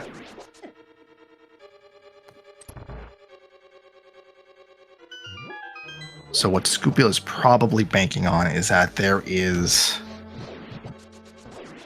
a flute in the Mire area. That makes that accessible, but we know that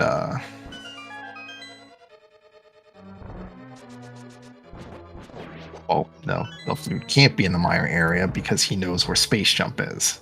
He knows the flute has to be before this, not after this. So that was just a lie. Ignore me for that part.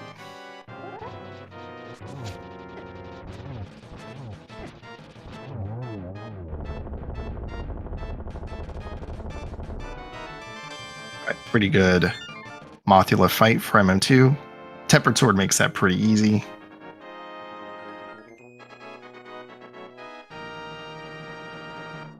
And Scupula is going to farm.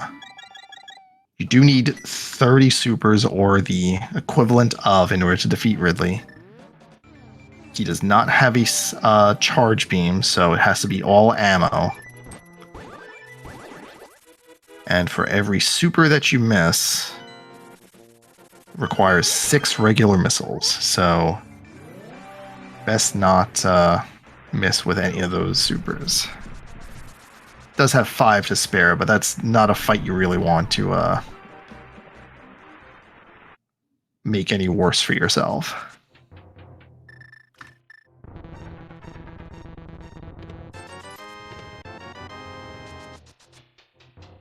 Not too much in Meyer's shed. Ike here gets the great news about powder on Bumper Ledge, which is no longer needed since he already got the item that it blocks. And you don't need the safety at this point. Right. Scupula in the Ridley fight. MM2 in Desert.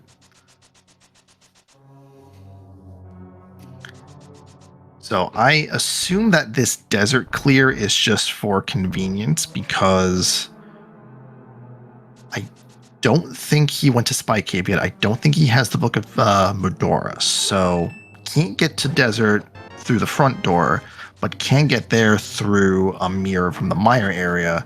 So this is the only time you're going to be able to do it quickly, so might as well do it now.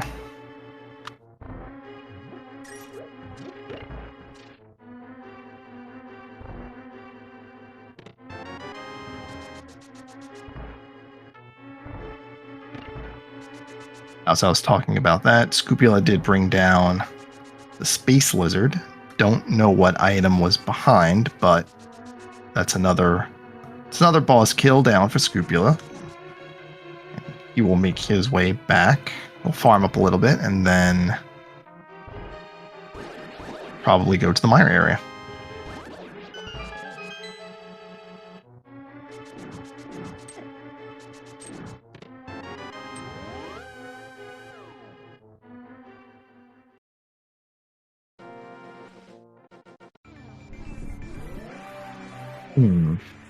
This is interesting. So he mirrored out of the front of Desert. That's a Skullwoods kill for Ike here. Another crystal down. Blazer finishing up Aga 1. And he's going to save and quit and just go right back to the mountain. Or go right back to the pyramid.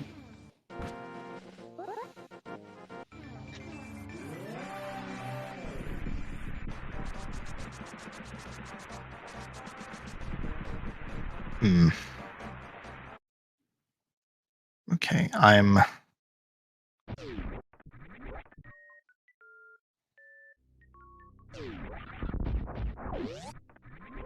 a little bit of a question about MM2's routing about this. Because, like, if you're going to do...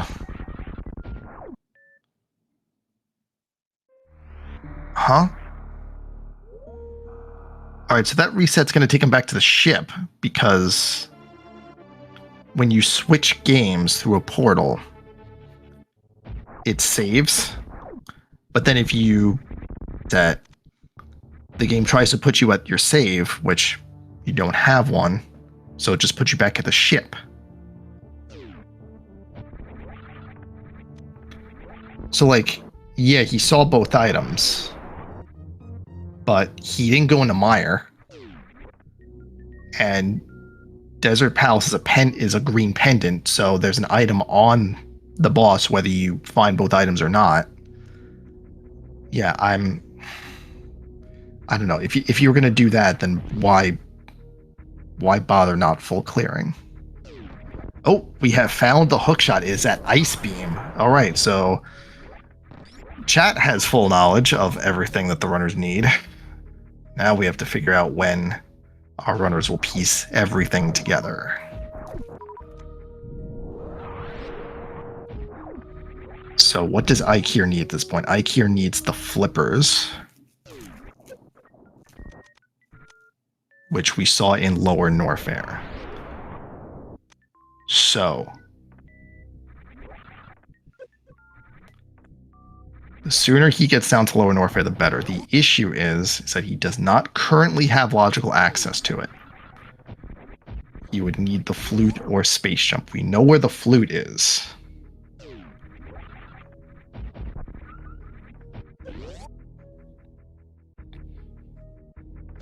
Trouble is, I do not, because I was not paying attention to where MM2 picked it up.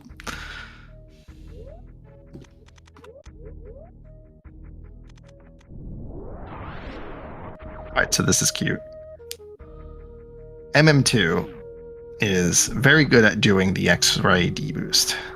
You just had to just... Oh, commentator's curse! But he is very skilled at the X-ray deboost, so you gotta take off the items that would affect your movement, like speed booster and high jump boots, just so that you have sort of standardized the movement through the first part of the room, so the waivers are where you want them to be, and then you just deboost off them to get past the first part, and then time your movements correctly. Just follow the waivers to the second part of the room where you can deboost off them again.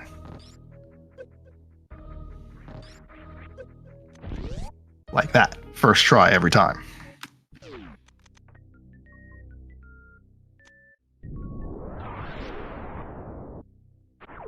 Not the answer, but it's always great to see good movement through the video game.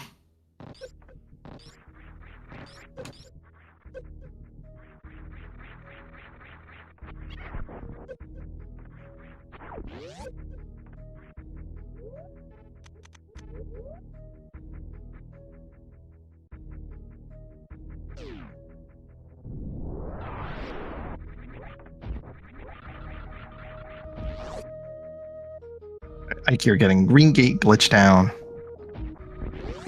Looked like it was on the first try. If not, then it was always on the first try. Scrupula on his way into Misery Mire.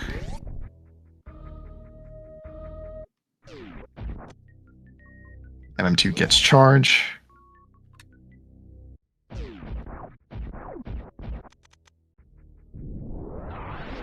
And Ike here will fight Gold Torizo. This fight will take a little bit longer since he does not have plasma, and that's really the thing that makes this fight fast. Even if you had the new beam combo of Charge Ice Wave Spazer, it still takes way more charge shots than you might expect.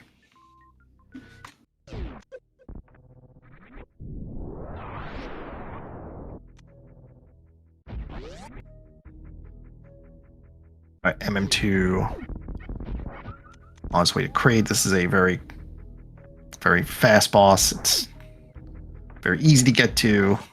Just has a couple of items. It's one of those bosses that if you could save it for the end, you can, but even if you can't, if you're in the area, might as well.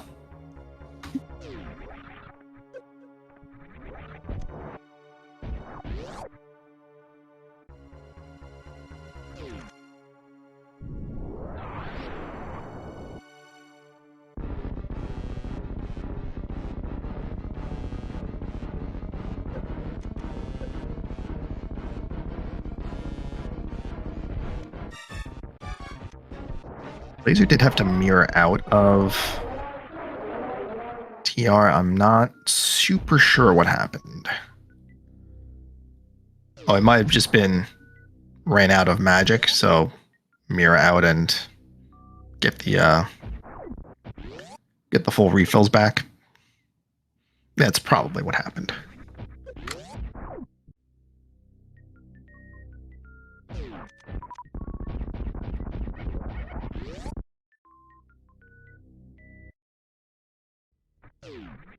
Alright, MM2's got a speed booster out of Kraid. We'll see where he wants to go next. Probably just go straight to Meridia. You've got everything you need for that.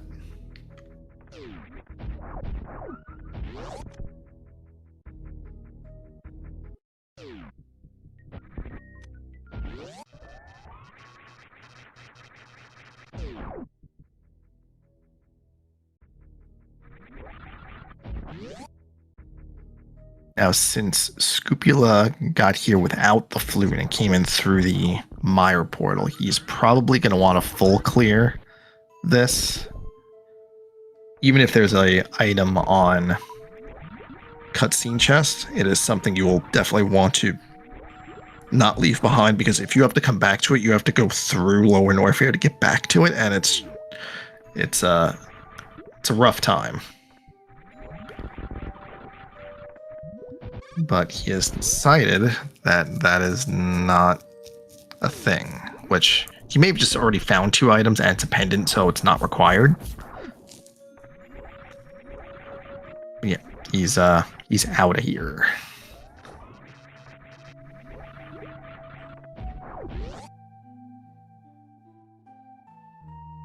And of course, the last thing in Lower Norfair for Scupula is the gold Chorizo checks. He's going to see this, see it's nothing, and then probably reset because Ridley's already been defeated. There's no reason to stay down here.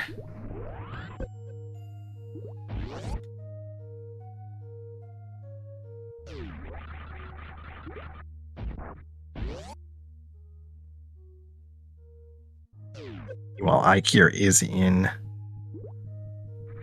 Desert Palace, and MM2 is on the way to get...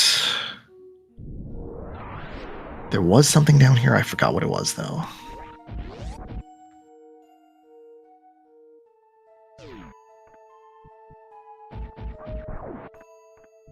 All right, Ice Beam.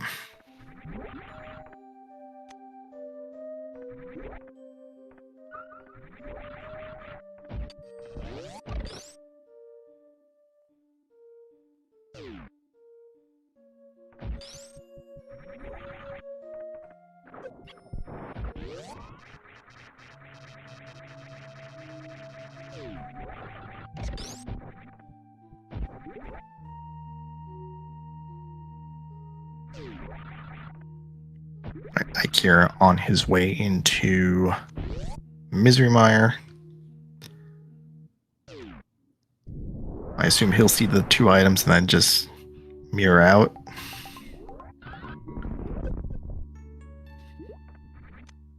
Scupula sees an item, sees a bottle up at the top of Wrecked Ship.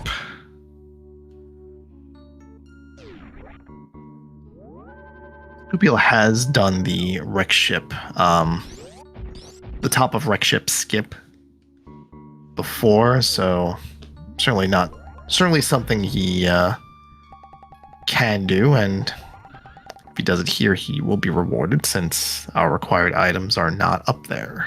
We haven't seen what's up there yet, but we know the flippers and hookshot are not there.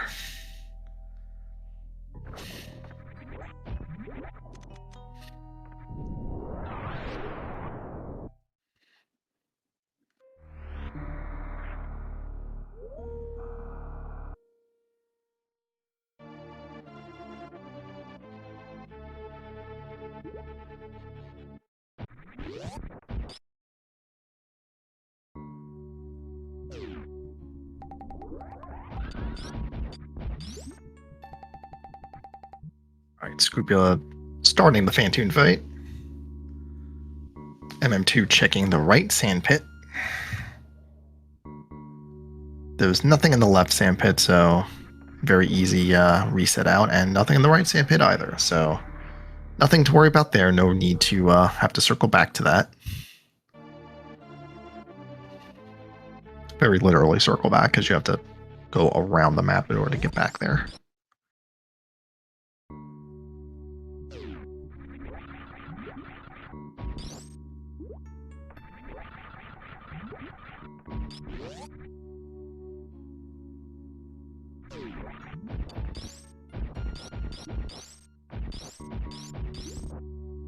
Yeah, Ike here mirrored out of the left side. I have to assume there was already 2 items there. I just was not keeping track of them, but there was 1 missile there, so I have to assume the other one was on the right side. And is a pendant and already checked pedestal and knows that that's not the answer either, so there is no value left in Misery Mire. Alright, so this is a nice bit of movement tech that I like to see every so often. If you have Speed Booster and High Jump Boots, you can make that jump. It is easy-ish, but like if you get it down, it's good.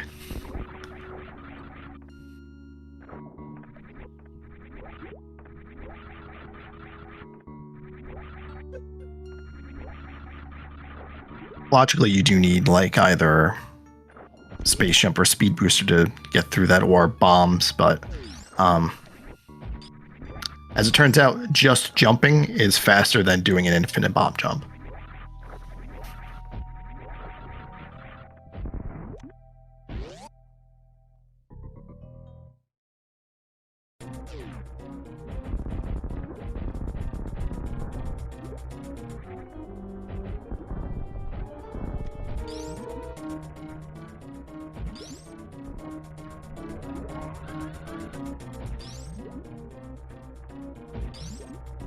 Alright, let's see. MM2's Dragon fight does have charge, plasma, and X-ray, so can use a strat called the microwave, which takes advantage of plasma and its interaction with iframes. Because as it turns out, some bosses were not designed in mind, having plasma in mind, because you were not supposed to have plasma at this point in the game. So some bosses and mini-bosses just continuously take hits to plasma if you hit them with plasma and then shine an X-ray at them. Or not even at them, just shine an X-ray full stop. And Dragon is one of those bosses. The other ones are Batoon and Fantoon. Alright, Blazer in the Trinex fight. They go with just the Master Sword, and there was Space Jump in Mickey Mouse Room, confirming that the flute is the logical access to Lower Norfair.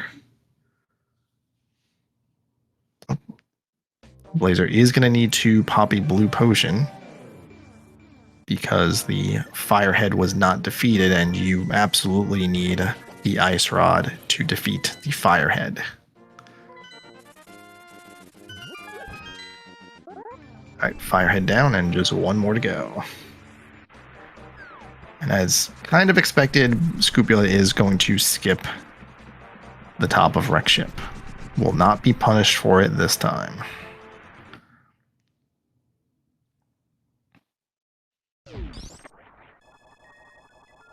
Meanwhile, MM2 is on his way back to Lower Norfair. And there's a Morph Ball for Blazer and a Metroid token. Now, all of the runners on our restream have Morph Ball. They can play the other half of this game.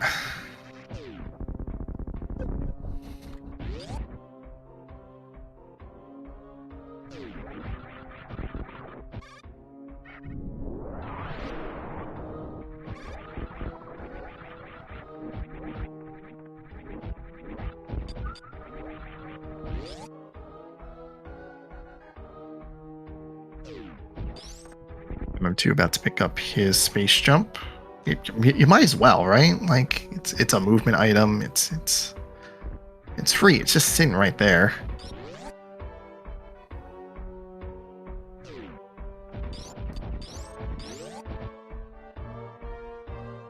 So Blazer is going to go straight to Wreck Ship, it looks like, and this is fine because it is a required boss, and it's right there after all.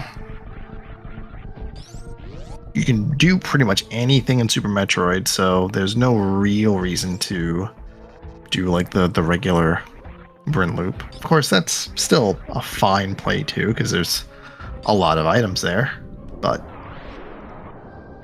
the game does want you to defeat bosses. That is the thing.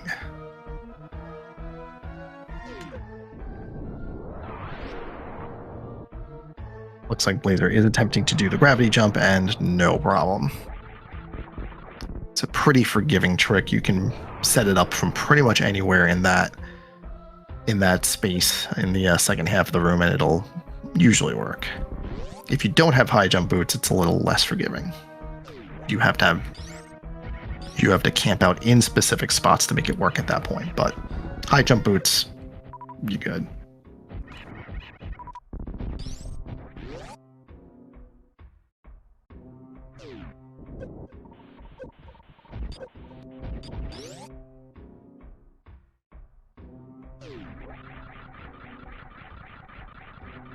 Ike, you're about to take on Ridley.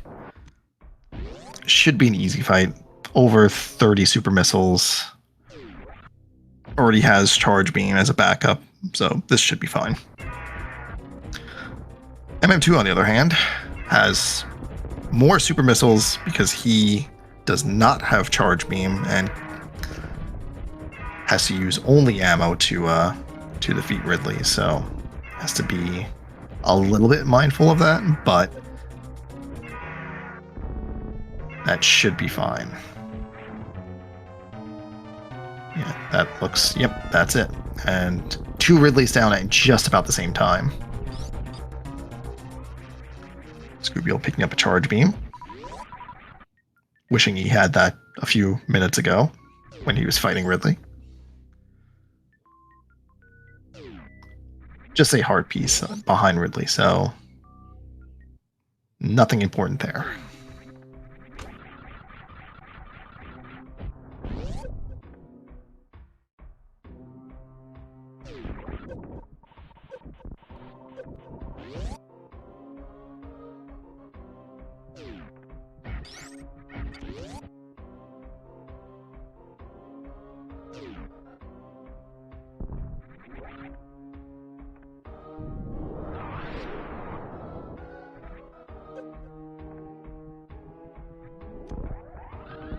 Good movement by MM2. That's just, didn't even realize that you can do the that specific wall jump up the column where the spikes are, and just because he can, he's also going to do an X-ray climb out of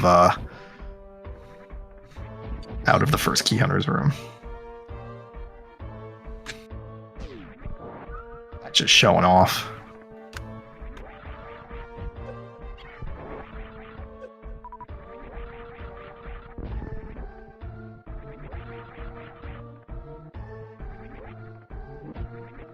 Alright, that's Fan-Tune down for Blazer. See if see where Blazer wants to go after this.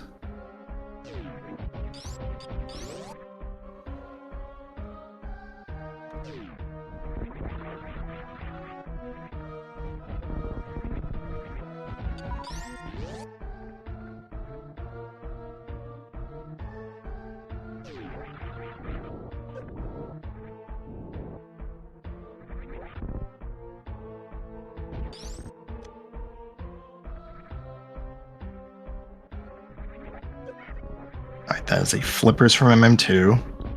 So he only needs a hook oh, he already has hook shot? In that case, go mode. Cool. So what other bosses and dungeons does he need to do?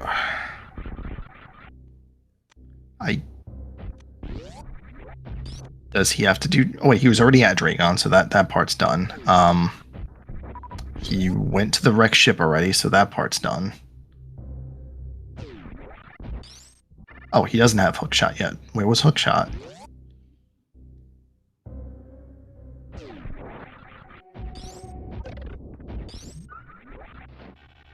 Where was Hookshot? I know somebody has. I know we've seen it.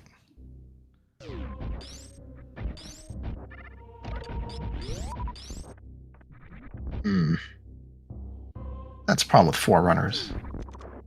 And only 1 me.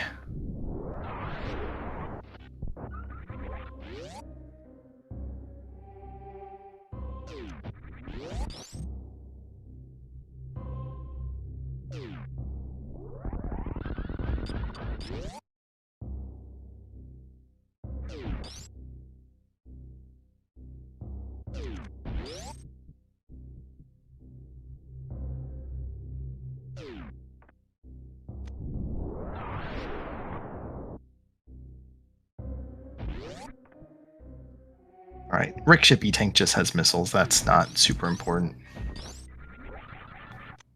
Yes, MM2, you want to pick up silver arrows. Those are good items.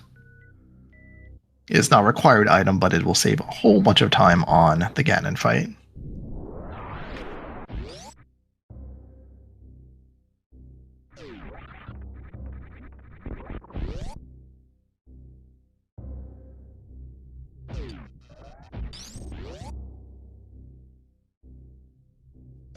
Yes, that is correct. It was at Ice Beam, so MM2 is very close to go mode here.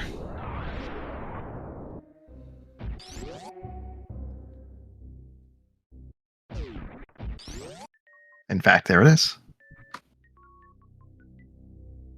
At this point, MM2 is just going to just beeline for bosses and dungeons. So what's left for MM2? I think we've got all of Super Metroid down, so at this point it is just cleaning up the Dark World. So it's Swamp Palace. Is it just Swamp? Maybe Skullwoods? I don't remember.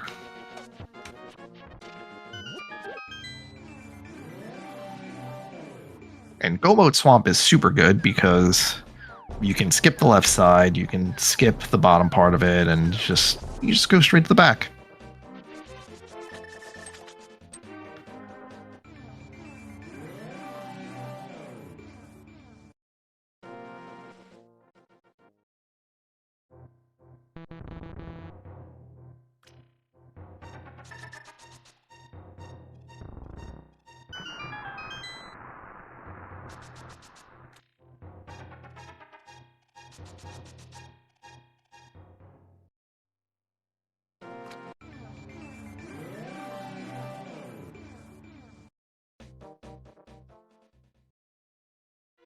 Ah, that's right.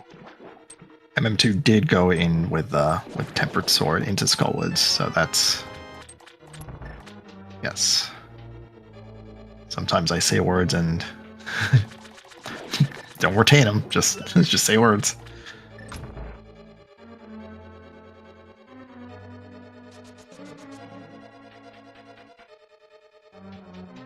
It looks like Blazer did go to the attic of Wreck Ship and is going to do everything up here, including bowling, probably. Again, a nice concentration of items, but it is unfortunately not where our items are today.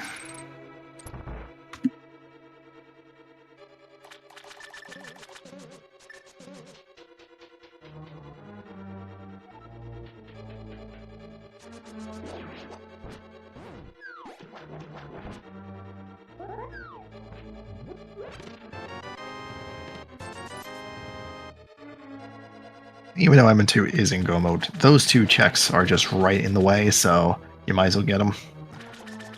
Alright, so Blazer sees that there is an E-tank up in the sky, doesn't need to get it, and will in fact not get it.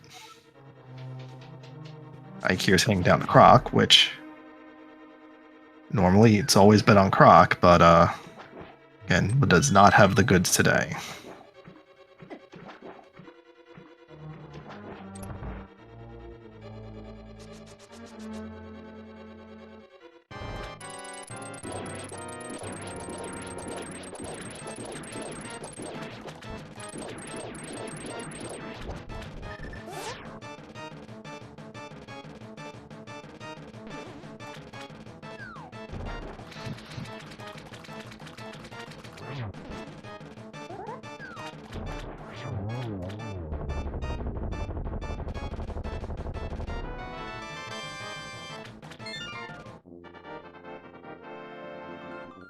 That is the final crystal down for MM2 Nest cartridge. So he will be making his way to Ganon's Tower with all 7 crystals.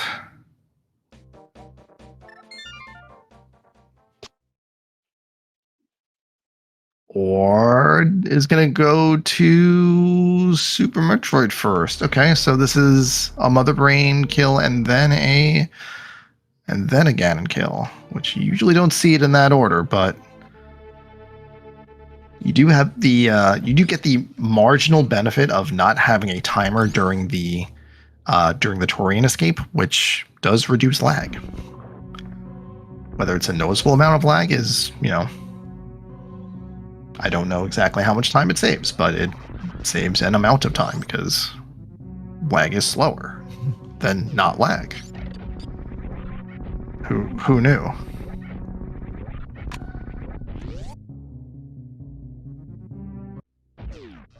Alright, Scoopula getting down the Dragon kill using the gravel beam. That's another boss down.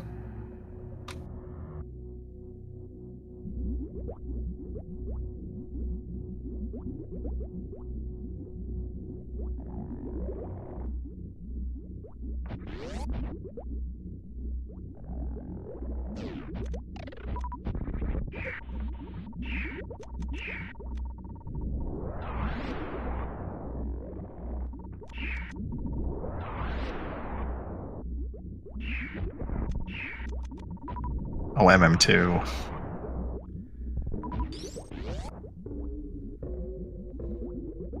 Those were 2 supers that just went completely awry.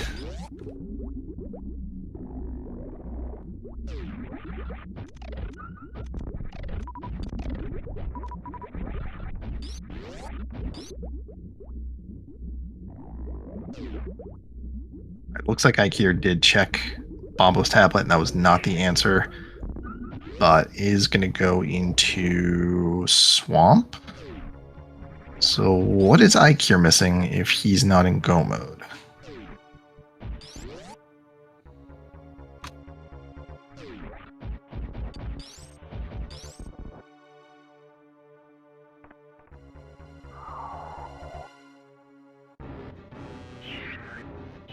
He is missing the bow, which is at the back of Gauntlet. So we'll have to see when he makes his way back there.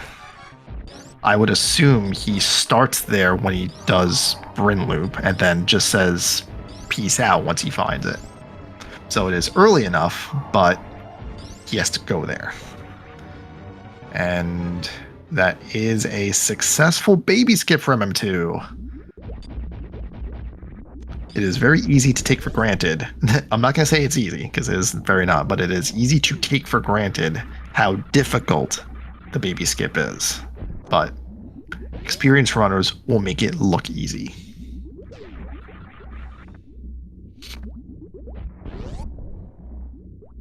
And next up is the Speed Zeb skip. Gets it. No problem.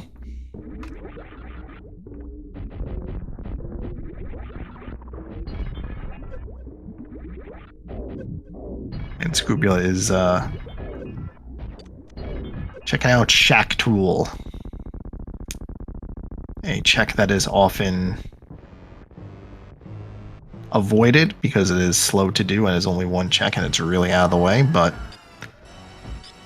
we have seen seeds where the mandatory progression is here, but it is not today.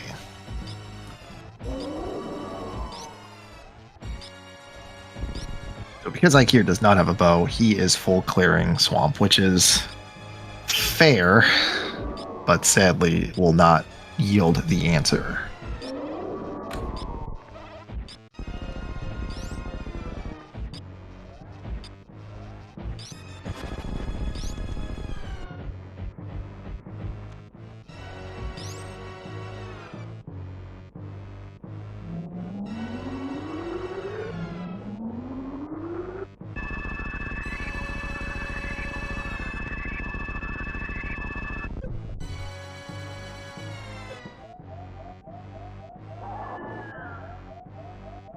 Alright, so Blazer's in the Kraid fight, and MM2 is going to attempt stand-up glitch.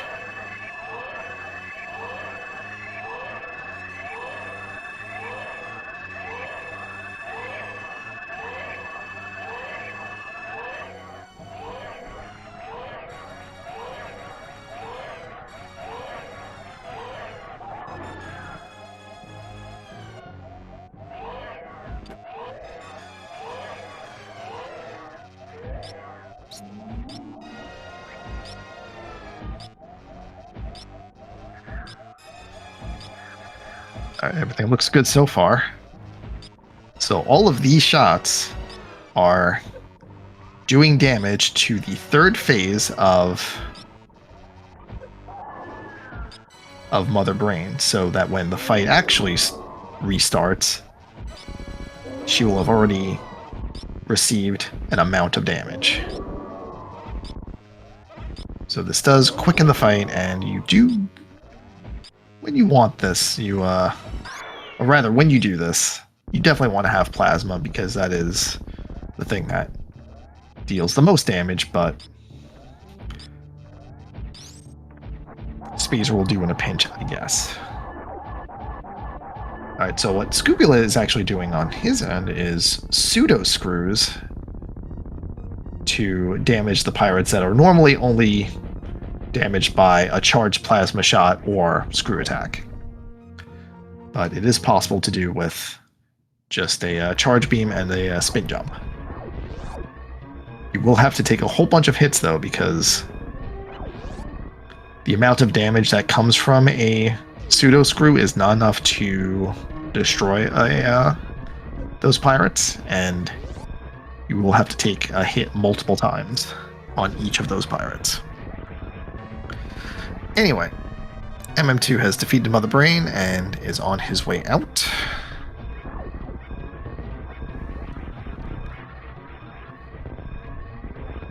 He will then make his way to Ganon's tower to defeat Aghanim a second time, and then defeat Ganon, and that'll do it for MM2.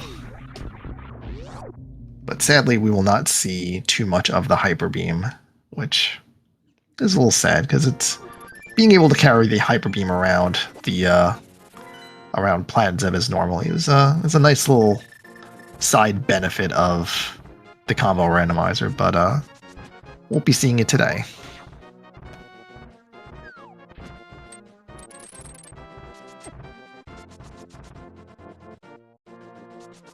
Okay, Ike here gets Argus down for a crystal.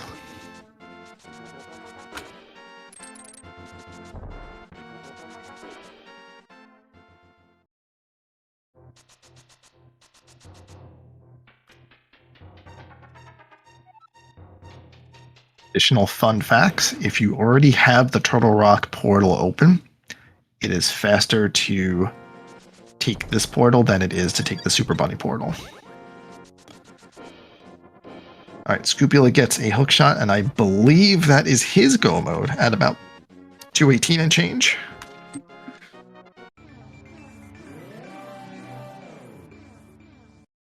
Unless he is also missing the bow, in which case it's not. He's checking Croc, so he does not have the bow.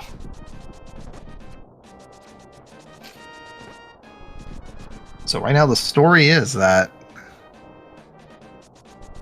checking Gauntlet first is the thing that pays the most dividends for MM2, while Ikir getting the Moon Pearl first provided him a good lead, but unfortunately has not made his way to the bow yet.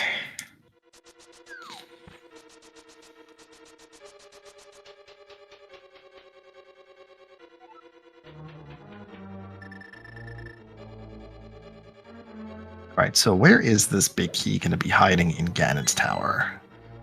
MM2 has elected to go left first, and we'll see if he wants to do any sort of Dark Magician route, which would be to check these 4 chests and then mirror to the right. Because the answer could, I mean, big key could just be here and then we're done. But, okay, he is going to mirror and then go to the right side.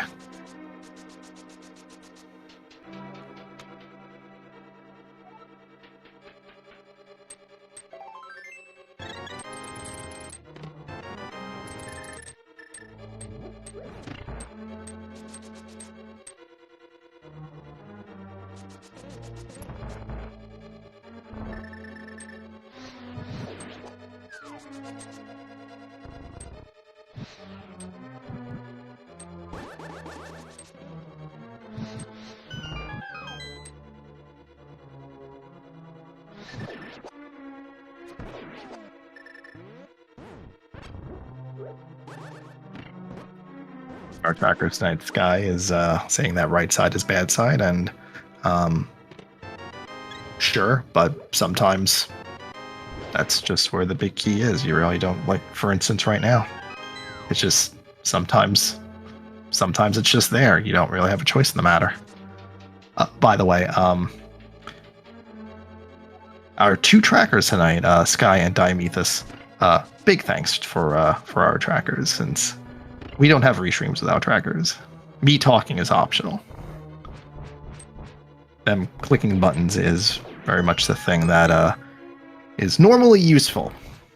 Unfortunately, due to tech difficulties, is not really happening tonight. But you know what? We're doing the best we can. We've got trackers, and we could, could still see kind of what the items are. Just maybe in the wrong places, I guess.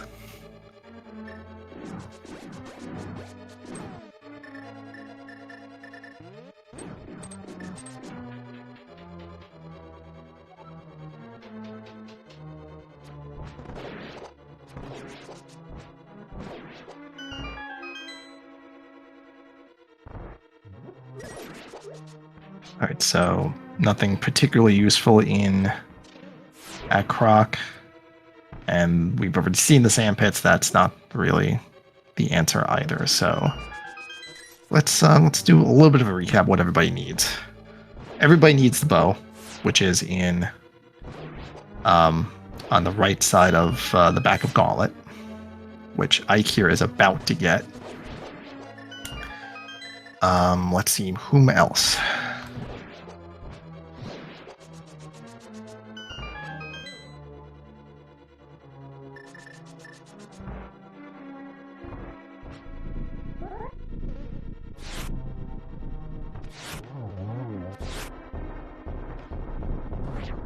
Yeah, Scrupula just needs a bow out of Gauntlet.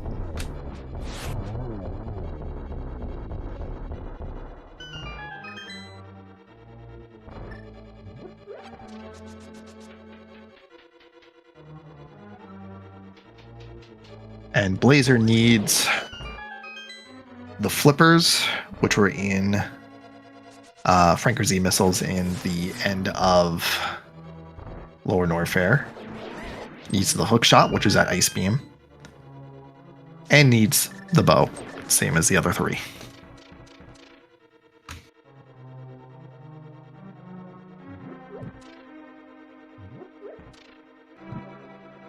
All right, Scupula is in Super Bunny. So this is not going to TR since everyone had to do TR before this. Is this Ganon? Because already has 7 crystals?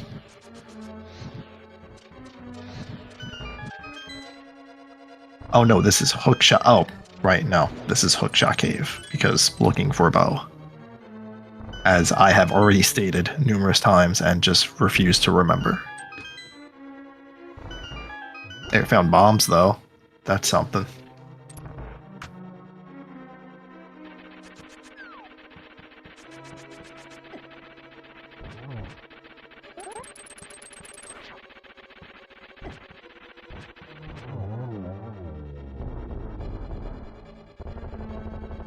Alright. What's Moldorb 2 hiding? We'll never know.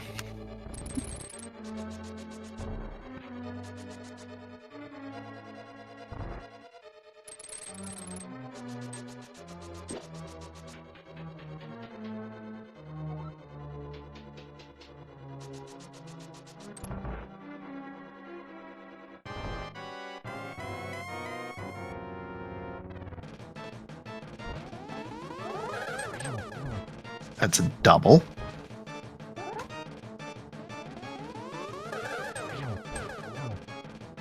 That might have been a double, but it also could have been a triple. It was clearly a double since that was just one and boss fight's still going. And there's Aga 2 down. So just one more boss fight and that'll do it.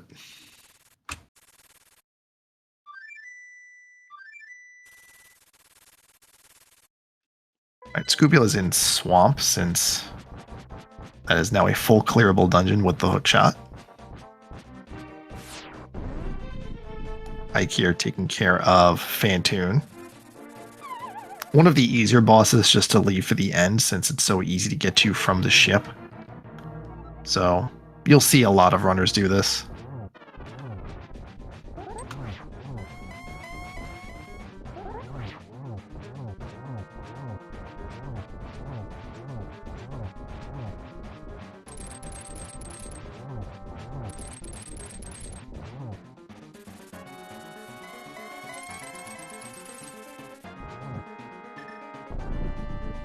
Alright, that was a good 1-in-1 for MM2.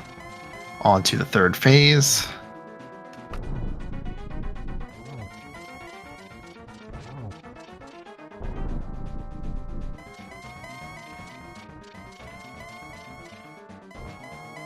Laser getting down a Dragon, and Ike here electing to not go to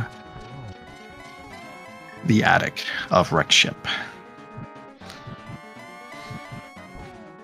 No torch glitch for MM2, but that largely doesn't matter. We have gold sword and silvers, and that is it.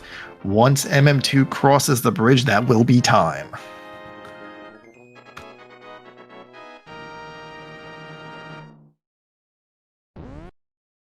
And everyone get your GGs in chat for MM2 NES cartridge, who finishes with a race time, .gg time of 2 hours, 27 minutes, and 25 seconds. First on Restream, and first overall.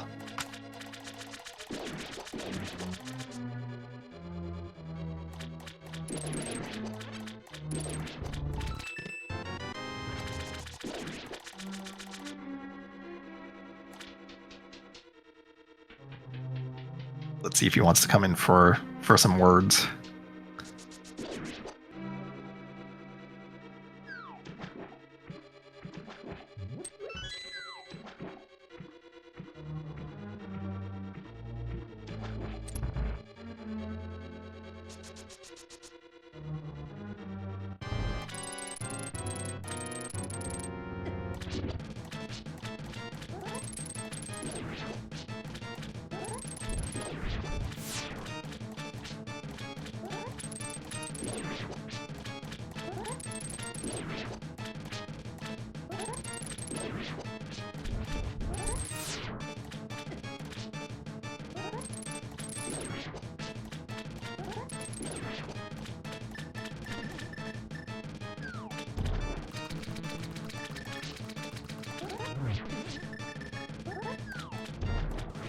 And we are joined by MM2 NES cartridge. GG's.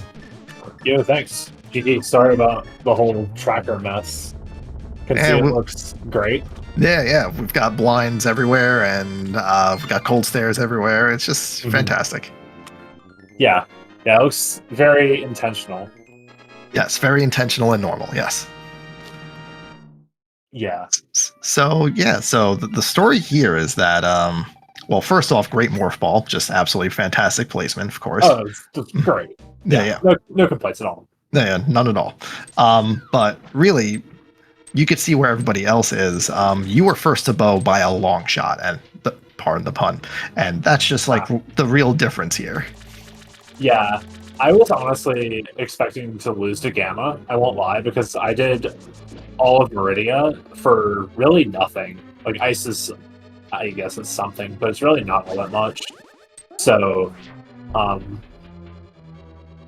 but outside of that, I think I guess my SM round was not great, because I got the bow, I was like, oh, I'm good -1. I forgot I needed hook shot for Swamp.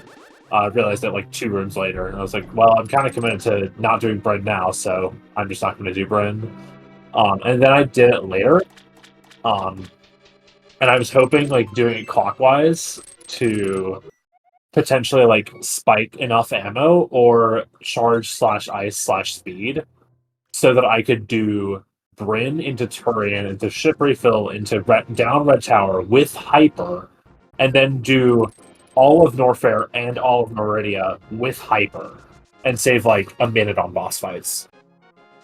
But I could have done it still with the ammo that I had, but I didn't have enough to go through Zeb's and Mother Brain in one shot, so it would have lost time overall, so I didn't do it. Plus, I didn't have any like good stuff for Turian, so it would have lost like a ton of time.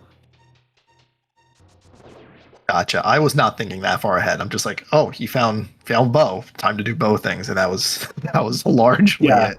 No, the bow was so that I could open Turian. That was the entire reason I went back to Link to the Past to do Eastern, was so that I could have that option of doing Turian for the early Hyper acquisition that didn't actually happen. But I don't know. It was a really, really silly idea, but Hyper Ridley fight is so cool. It's honestly one of my favorite things in this game, and it's a shame that it doesn't. It's like not widespread. How cool it is. Yeah, because it's like I like sort of mentioned it like as you were leaving Torian, because we usually don't see Mother Brain first into Ganon because it's just easier, and having Hyper Beam in Super Metroid during normal gameplay is just a cool thing that only happens in SMZ3. So having to like, I would love to see a Ridley fight at some point, but when it happens, it happens. Absolutely. Yeah, the thing that makes it even more special in SMZ3 though is if you go into Link to the Past with Hyper and you come back to SM, you're going to have Charge Wave Plasma, but you're not going to get Hyper because of how Hyper is stored in the game. It's not actually stored in SRAM. But that's why it's like in a different place in the Proc menu.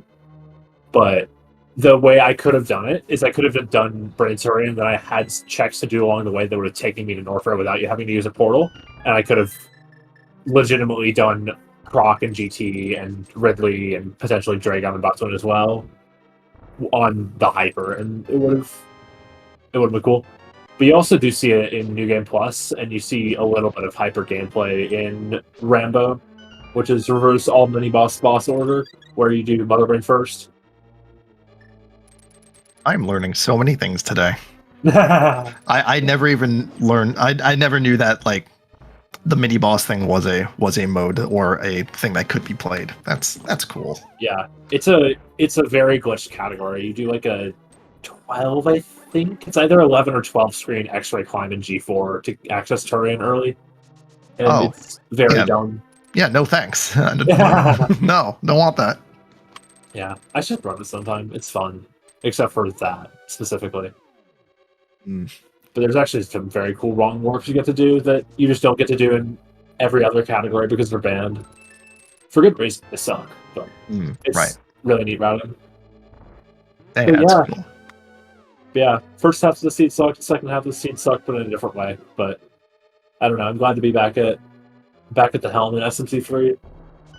Mm-hmm. So just getting the prep in for SG Live. But yeah, Ah, thank you yes. for comms. Thanks to Dionysus and Sky for tracking for what you could do with this whole situation. But Yeah. yeah, But yeah, it was super cool seeing a 4-person restream after who knows how long. It's been a bit. oh yeah, it's been a while. But glad for people to be able to step up and make this thing happen. So yeah, I'm really happy. This specific weekly was like, yeah, maybe we are back in some way or shape or form. That'd be nice. I'd like Yeah. that. Yeah. All right. I think that's everything I got to say. So I will sign off myself and yeah. All right, cool. Thank you for the comms. Good No luck with the worries. rest of it. No worries. Thank you for the racing and GG's again. And there goes MM2. Meanwhile, we've got Ike here in Ganon's Tower, having gotten the bow out of the back of Gauntlet. I assume he went full left, because if he went right, he would have just found the big key.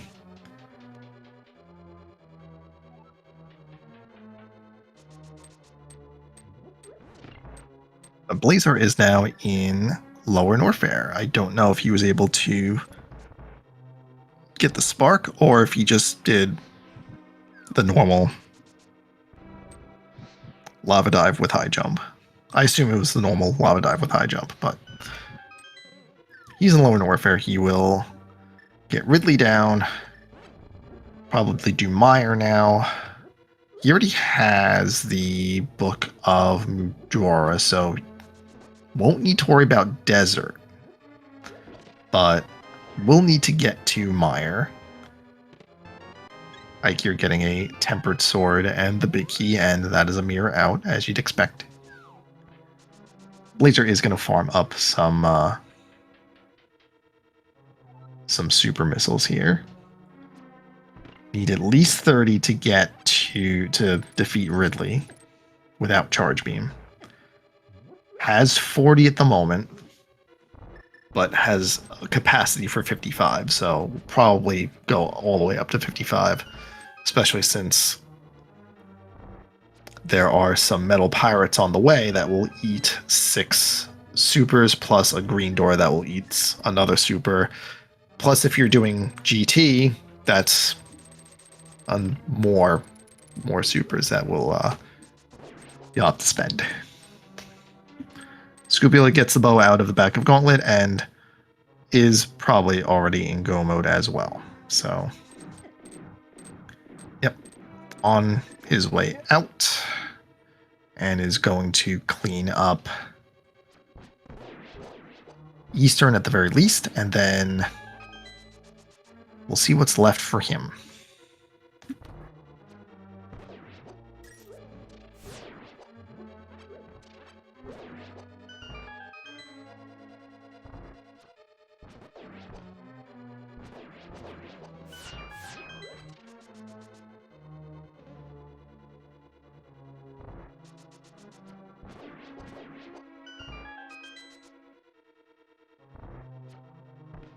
I'm guessing Scupio just did not find the flute, because if you had the flute, you'd want a flute 5 and then just, lift the rock and climb the stairs. But with no flute, you'd have to just walk it.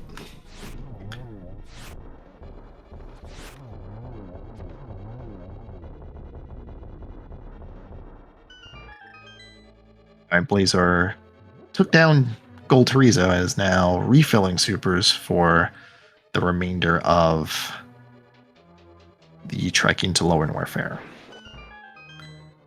Once again, to recap, Blazer needs 3 items for go mode. Needs the bow, which is in the back of Gauntlet.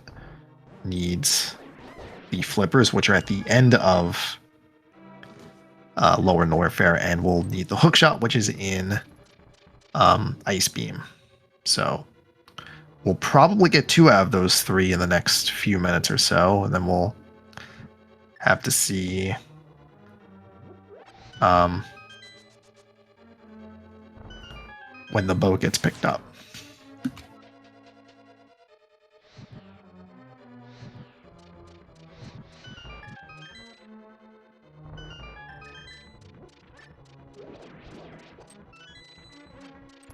Laser is electing to go to the mire area first, which is, you gotta do it all anyway, so doesn't matter what order you do it in, I guess, as long as you don't leave something behind. Until you, like, find a flute or something.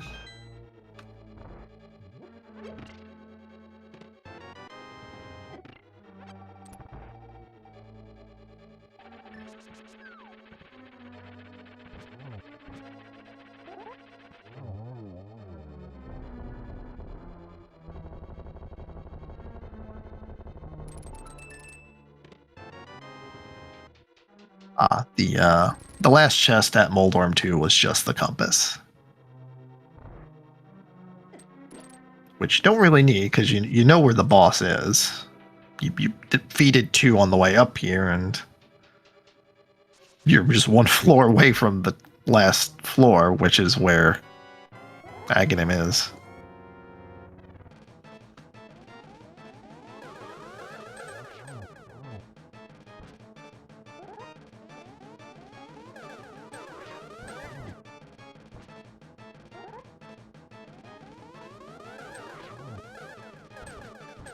Alright, Scupula on his way to Ganon's Tower. Laser getting a Shine Spark. Very good.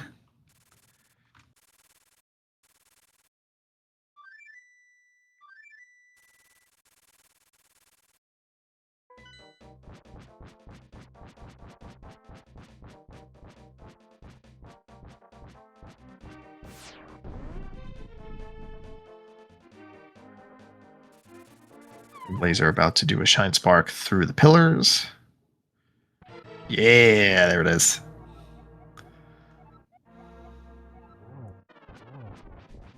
Yeah, and giving us some bug facts. Very important, I assure you.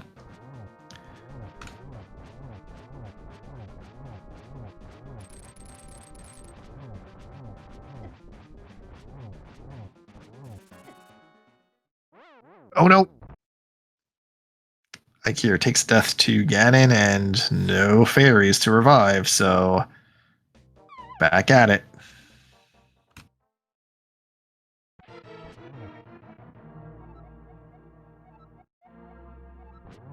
Laser about to pick up Space Jump. We'll then get the news that the logical access was in fact the flute.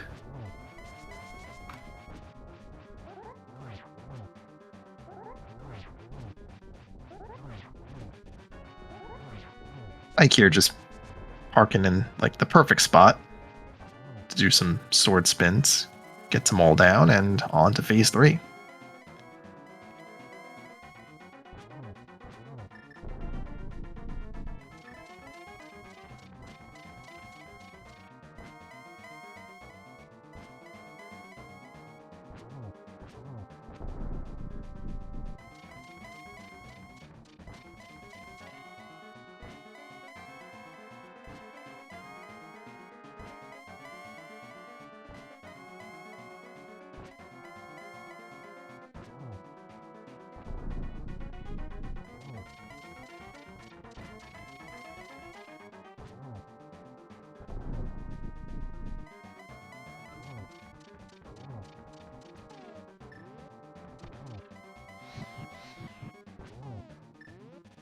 Here electing to forego the torch glitch to just end the fight quicker.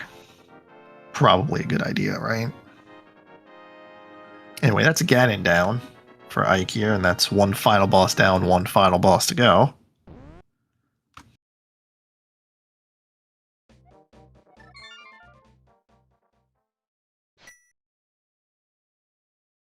And he's on his way to defeat Mother Brain.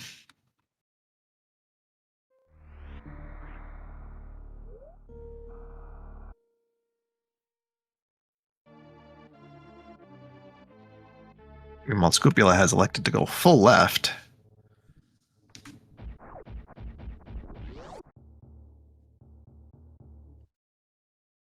Probably just go straight to Ice Armors from here, not gonna mirror out, yeah. It's not often people do Rando Rush, but in fact, I'll go on to say I've seen no one actually do Rando Rush. I know the strat exists, and that's about it.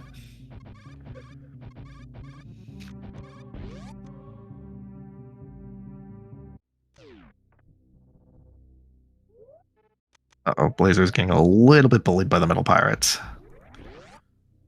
Things are a little bit out of hand with a Shine Spark into the straight up into the ceiling, and yeah, that's a room reset, and that's probably the safe way to do that. All right, that's one Metal Pirate down. Yeah, there it is.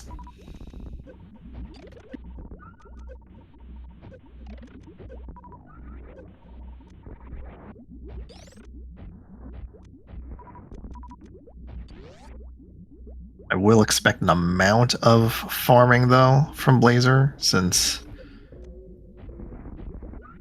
having less than 2 tanks worth of energy is not great, but this farm is also going to be a little bit cumbersome, since there's no grapple beam to make it easy.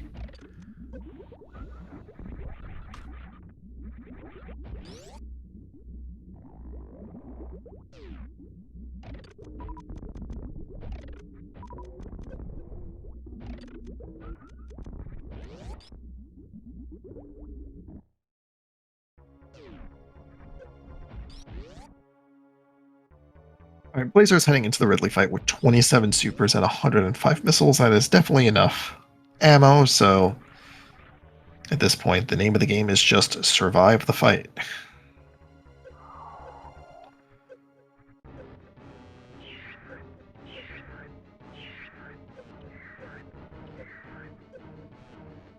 Ike here is damaging down and is probably going to get intentionally grabbed by the baby.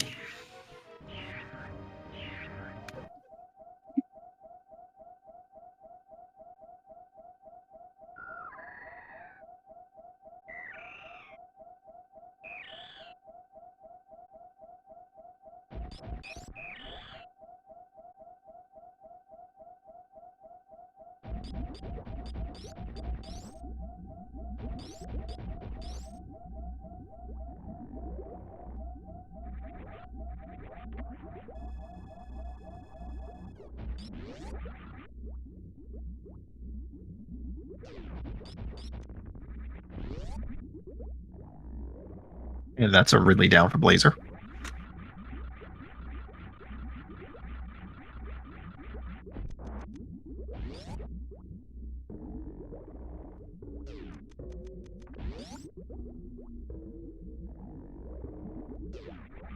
Scupula is going to play it safe and take the refill in this refill room.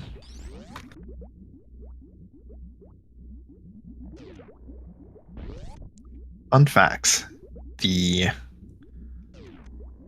The fact that the bonk exists in this room in vanilla means that using the Pegasus boots to bonk off of walls to access other things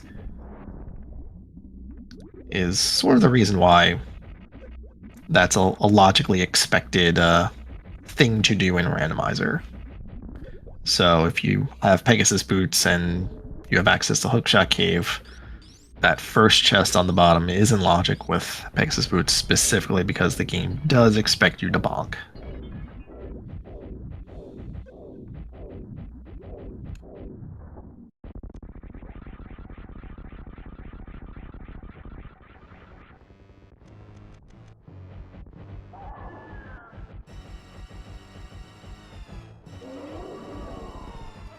Ike here starting the Ridley, not the Ridley fight, that's not Ridley.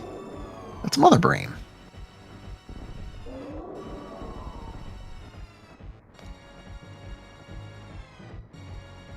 You can tell if that's 55 supers as a capacity, but I think Ike here did find charge beam at some point, so this is not a yeah, there we go.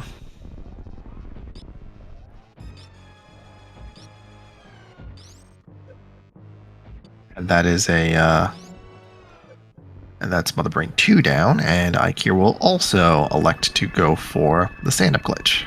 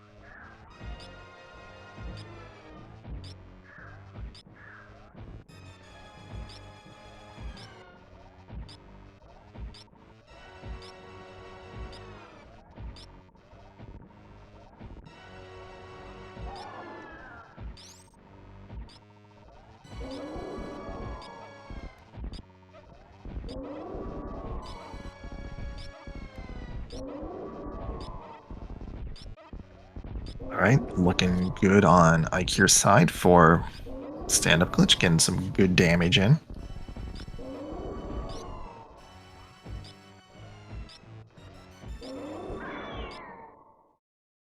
Granted, it is nowhere near the damage output that MM2 had, having had plasma before, so didn't exactly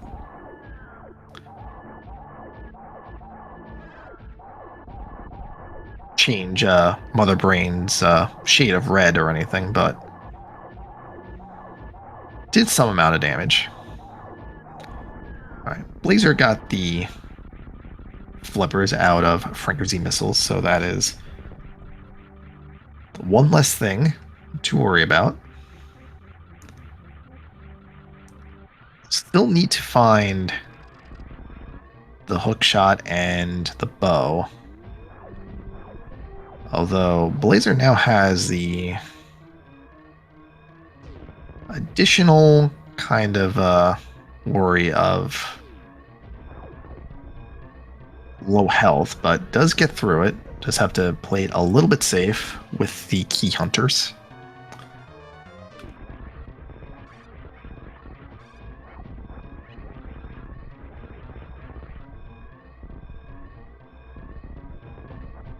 Scoopula gets down Aga 2 and is now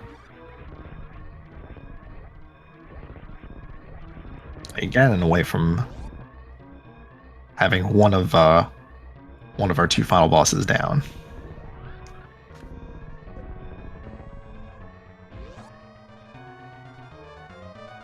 Ooh, does take a direct hit from Ganon though, and with blue mail that is, I believe, 6 hearts. Certainly looked like 6 hearts from here. And now Scoop is on half a heart left, so cannot take any more hits. Everyone, get your GGs in chat for Ikir, who finishes second on Restream and 4th overall with an official racetime.gg time of 2 hours, 52 minutes, and 49 seconds.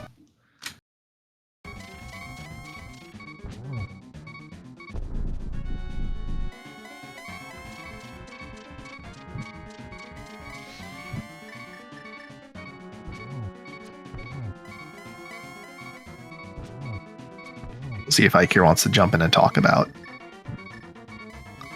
And let's welcome in Ikir. GG's. Thank you for your hammer.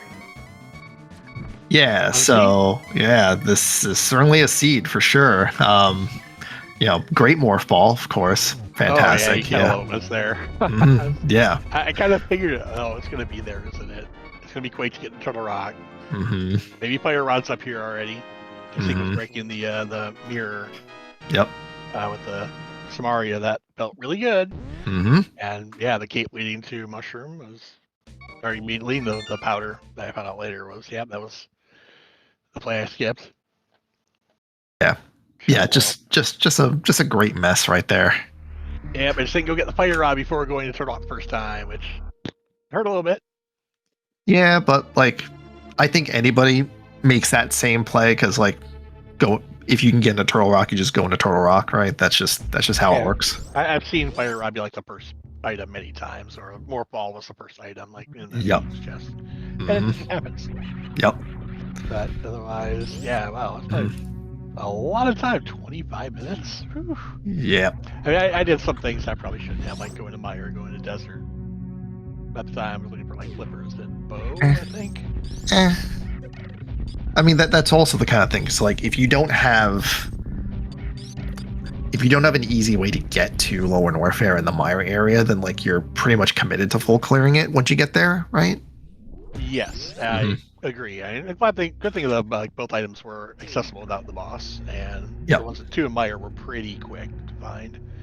I did laugh at finding the space jump in Lower Norfair. In Mickey Mouse, yeah. Because like, oh well, shoot, I guess more ball bombs were the logical way up here. So it's either it's that, but like to get to Lower Norfair at all, the logical access has to be the flute because you're either doing. Yeah, that's right. Because we're in normal, so like the high jump lava dive is like what most people did to get up there, but the logical access was either flute or space jump. And space jump was locked by it, so it had to be flute. Yeah. You're 100% right. Yeah, somebody did find the flute, but there's 4 streams. I couldn't remember who did, but like it's, yeah.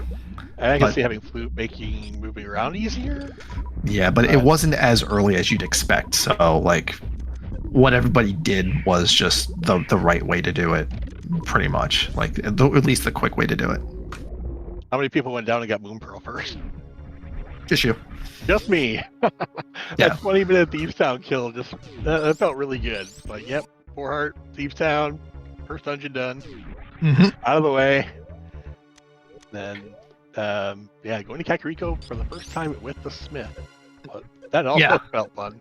Yeah, I was like, wow, like the amount of like you checks like the first time you showed up with the Smith was your first save and quit to Sank because you checked the Sank thing with the Smith, and it's like wow, like you just had so many other things to do that this is your first time like going to Sank and then doing back of escape. Yeah, I like that Eastern play. I always do the Eastern play to start. I usually go down if it's normal. If it's hard, I might. Or if it's hard, I go down too. If it's handy, I don't. I find that hammer after finding the Mooper. I'm like, I'm a glove from Dark World access. Okay, let's hit up the castle with this hammer and see what happens. And then nothing is no cell, but then Dark Cross had the glove. I was going to continue on, but it's like, wait, I can just do the back now. Save quit. Let's check Dark World. I did not expect 5 minutes a dig game. That was also hilarious. Yep. Because I'm continuing. Like, as soon as I see, like, you know, you see the Cane of Samaria on Lumberjack, and it's like, okay, cool. So, like, we're going to have to do Aga at some point. And then the question becomes, all right, do we just have to do Aga for Dark World access anyway? And the answer was hilariously no, but required regardless. Yeah. Yeah, I tried to go through this Smith. It's like, I don't want to go in this Lumberjack. Like, oh, I guess I go check it later when I go to the mountain. And then, a good thing I did because, Samaria. I would have been pigeonholed into it anyways. Because, I mean, that's obviously where Morkball was. Right. But, that just felt, it is a very weird opening for this seed, like, entirely. Yep. Getting to that Morkball. For sure. Always love to see it Turtle Rock, though. Yeah. The thing I was going to say was today I learned that you can take the Smith almost anywhere, not everywhere though. Almost. Yeah, he didn't want to go into the Lumberjack cave. Like that was the line right there. I'm not 100% sure what things were. Like, I don't know if I could have taken him. I could take him to the well because it's a drop down. He will always go into drop downs. But I don't know if I could have taken him to the blind set, so I just turned him in and did the south to north route so I could go into the mountain and also double check Lumberjack at the same time. Yeah, that part didn't lose you too much time, and you were ahead of the other runners that were on Restream. I just don't know exactly where things turned around. I don't know if it was just like a little bit over time or whatever, but it was just like eventually it's just I know what it was. MM2 got to bow way before anybody else did, so that was where it was. I was trying to burn skip, and it worked out mostly. And then I found the bow right away, like up in back at Gauntlet, and I'm like, okay, that's my go mode. I can skip the rest. There's all sorts of green dots on my tracker for Super Metroid. I probably didn't do half of it. Yeah, that sounds about right. Items. I skipped all of Red Ship except the boss. I skipped all of Brinstar except the Moon Pearl and the supers in the ceiling. Yeah, it's all skipped. Mm-hmm. Except for Kraid. Kraid's part of Brinstar. Yeah, but technically, right? And finding early charge was nice, even though it didn't.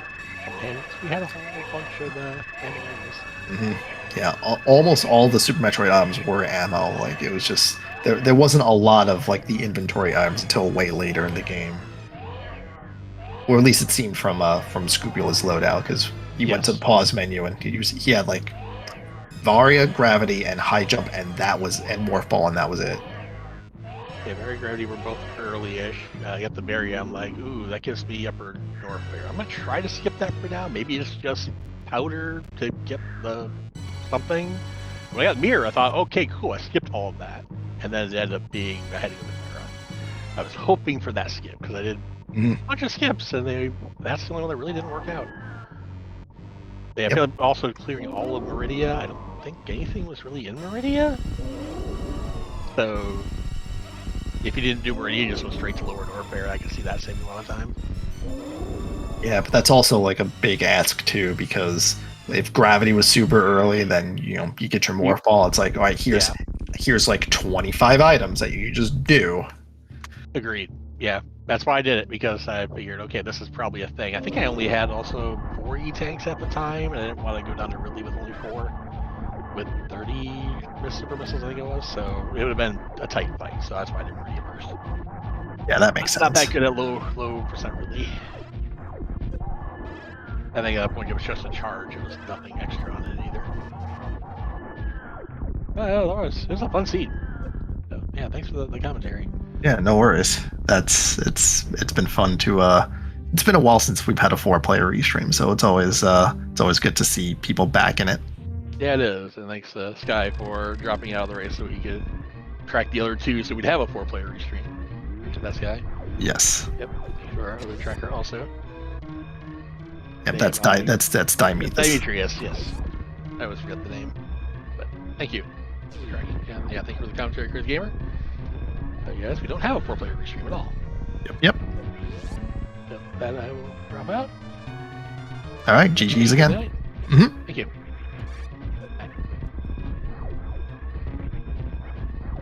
All right, Scupula is on the escape. We'll be finishing up shortly.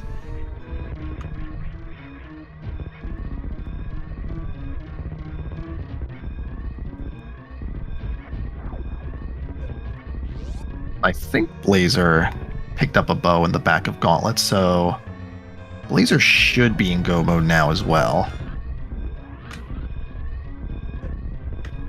So this should be just a swamp and eastern cleanup, and then Ganon's Tower, and then Mother Brain.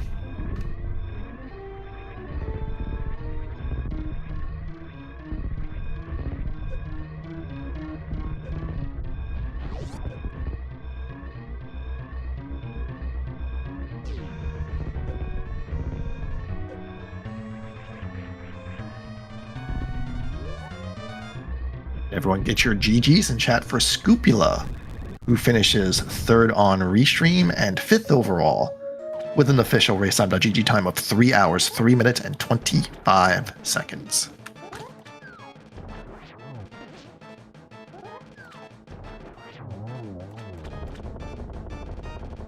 And that's an Arcus down for Blazer, so we'll just need one more dungeon clear and a Ganon's Tower and a Torian left to go.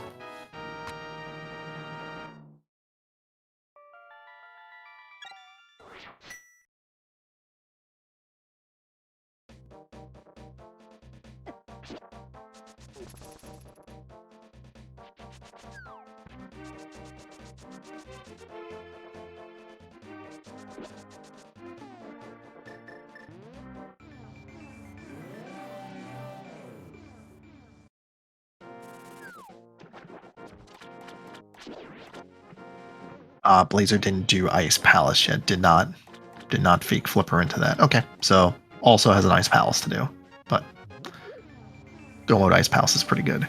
Scoobylet, GG's. Well, So that was something, wasn't it? yep. I hope the sprite selection should have given out what I was planning to do here today, and the seed was confirming it, so, you know. So the sprite selection, so it was the Pokey and the map screen showed Quake, and that was all I gleamed from that. Just Kion. Wrong. Got it. Mhm. Oh, yeah. Gotcha. Well, there was plenty of clowning to be had thanks to the morph ball placement. Yeah, I saw that morph ball. It was in a vanilla spot. It just turned you different forms in the wrong game. Yes. It was definitely something orb shaped, but not the correct orb. Yeah, so between that and the fact that the second I did the last chest and laser bridge, I knew where the morph was, and I just was like, you know what, just keep doing it. So, yeah, LN first. Of course, you know, flippers are down there in the last spot because something had to be, and then, you know, I don't know about, well, the bow and gauntlet, whatever. I mean, that's the thing. Yeah, after a late morphs are fun until you have to play after that. Like, that would have been a good time to stop. Right, yeah. But, yeah, I don't know. I just did what I did. I thought about Hook or Hookless Swamp, but would have taken some time to actually get to, so. Yeah, that was... Yeah, Hookshot ended up being in Ice Beam, so... Yeah, like... You could have, but it's just like... It's still gross to even, like... Like, you really don't want to do Hookless Swamp unless it's, like, the last thing, right? Yeah, well, like I didn't do my dungeon. Well, I did do my dungeons. In this case, it was mostly in Super Metroid. You go to your bosses and just... It's not where the stuff was outside the flippers, so... Yeah, so besides that, I mean, I was doing a 4-person restream solo, so I was trying to keep track of 4 players. What did your go mode end up being? The bow. The bow, okay. Yep. Yeah, props to you. I wouldn't have tried it. I realized you were solo after I suggested it, and I was like, oh, ooh. Whatever. But, you know, I mean... Yeah. I mentioned this. Yeah, I mentioned this to MM too, but when he pitched him, it's like, yeah, sure, whatever happens, happens. And, you know, I knew what I signed up for. Because, yeah, I would have said, maybe don't watch me, because it was kind of the plan to just do some stuff. Yeah. Like, I mean, this is how I played the 5-3 the other day and beat everybody by 45 minutes, so, I mean, makes sense now, I hope. But yeah. although, one exception, the various suit, when I had that, I did not parse, okay, we can go upper Norfair, which was what? Cape to powder to mirror to whatever? I mean, what? Yeah. Yeah, so that was a nice little chain there. It was cape to powder to mirror to shovel, and then 10 hours at the end of it, which was just like, cool. Yeah. That's just a nice little chain right there. Yeah, I did realize that it was, here's your other fetch right here, but really mirror was TR, I guess. You know, and yeah. Rest of the game, because you could have got hook shot if we had morph. Battle logic. Right. Yeah. So that was... Thought about helping you out, and I was like, well, maybe I should have. Isn't that always how it works out? It's like, should I play this one? And then it's like, yeah, you take the coin flip of whether it's going to be awful or great, and sometimes you win that coin flip. So, yeah, I guess, thanks. Yeah, no worries. No, thank you for racing. All good. It's just it's good to see people coming out to play. It's always good. Yeah, it was a toss-up as to what was even going to happen here, and that's why I said, just put me somewhere. I know you're supposed to, like, opt into stuff that I don't care. Right. But, and Dionysius, again, thanks, and I'm glad you had help, too, because, I mean, I wouldn't want to calm 4 players, so, like I said, good on you, but I definitely wouldn't want to track 4, so thanks to Sky as well. Yep, they were definitely came through. Alright. Well, we'll give it a week, see if we can forget about this one, and we'll see you around. Sure thing. GG's again.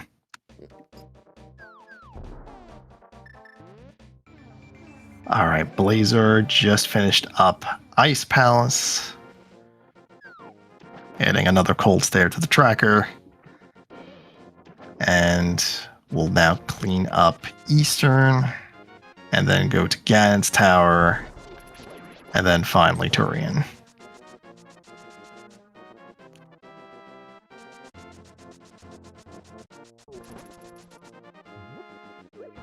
It's not a bad endgame route in terms of not having the flute. Just going straight from Ice to Eastern, that's pretty good.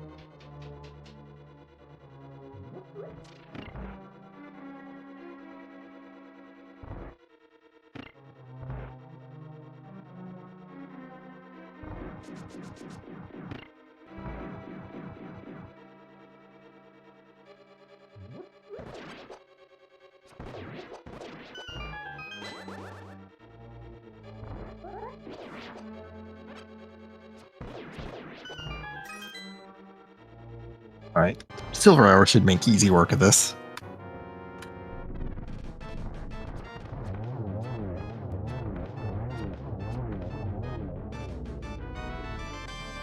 And it did. So Metroid token down. And we'll see where Blazer wants to go next. Is it going to be Ganon's Tower, or is it going to be Turian? I'm going to guess the answer is the Potion Shop next.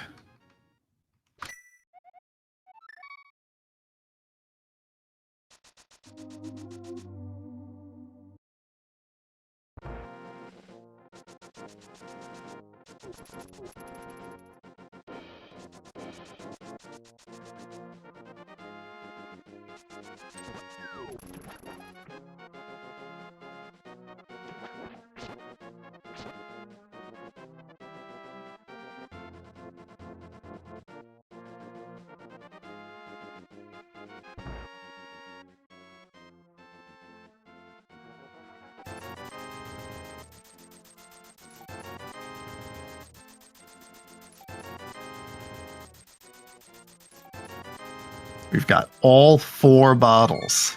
That's so many bottles. But now they are filled with blue potion, so there should be no further worries in terms of magic or health. Hopefully.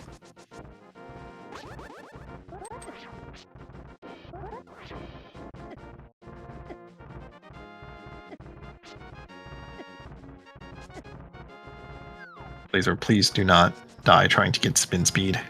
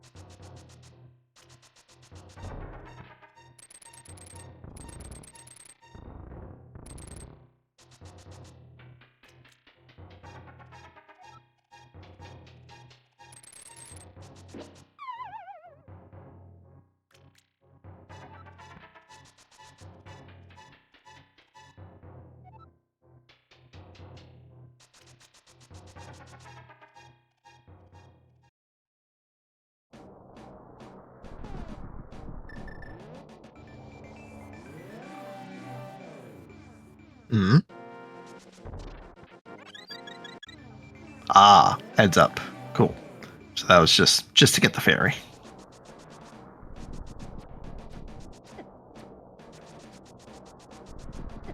And Blazer does have the additional benefit of the red mail. Having picked that up from the green pendant turn-in. Everyone else was on blue mail, which was only from race game. I assume everyone else got the blue mail, but it's not a guarantee.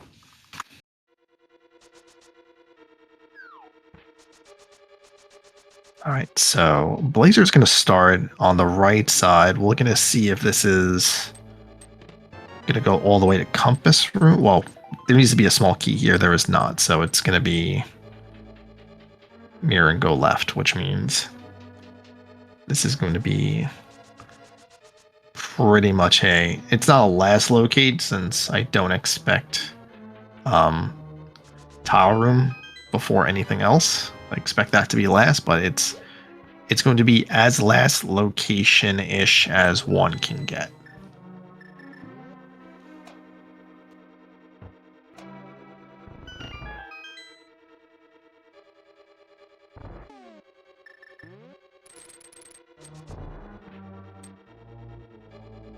Which, granted, like, this is like a normal kind of route where you start at Hope Room and then you just go here.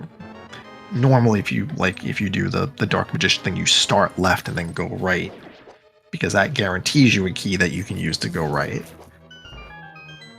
Whereas if you start right and you end up with a key in one of those first 2 chests, you just keep going to the right. You go to Compass Room, you clear that, you steal the key before, you steal the key afterwards, and then you mirror, and then you do the entire left side all the way up to Ice Armos, and then if the big key's in Tower Room, then congrats. Like, that was unavoidable. No one's doing Tower Room first. Except for, like, that one person that does, and, they just big brain it and they just get it.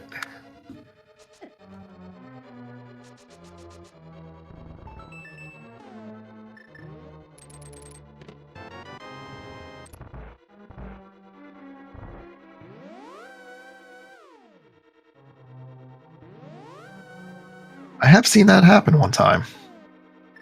I think some runners saw like 3 out of the 4 small keys in like the first 6 chests. That's both in like Hope Room and the Stalfos room, and they just decided just to go straight into Tower Room from Hope Room, and it was there, and I don't know what the logic behind that was, even though it was explained to me. I still, to this day, do not understand it, but it worked out, so who am I to say?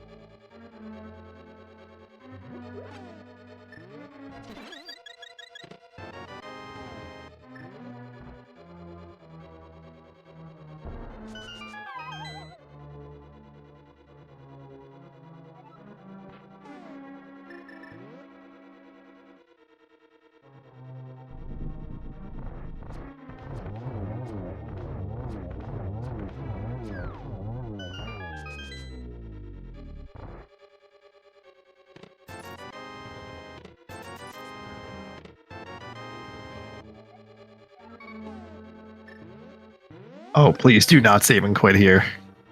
That is a very, that is a very long climb back up the mountain if you do.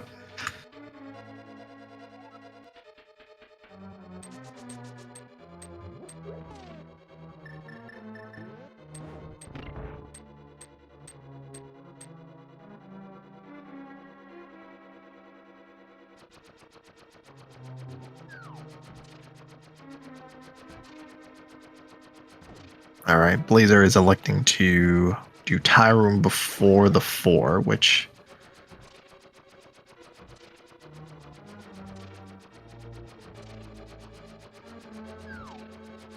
is, you know,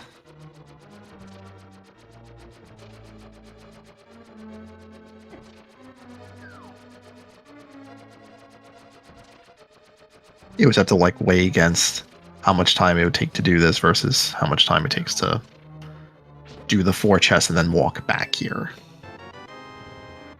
Huh. I'm sure that small key means something for logic. Couldn't tell you what, though.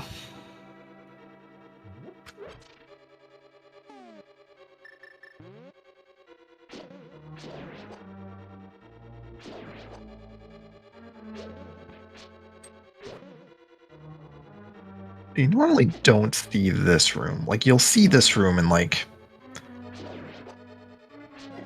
entrance modes and other sort of modes where it's not guaranteed. Like, you don't have the fire rod when you show up to this room, but you have the lamp.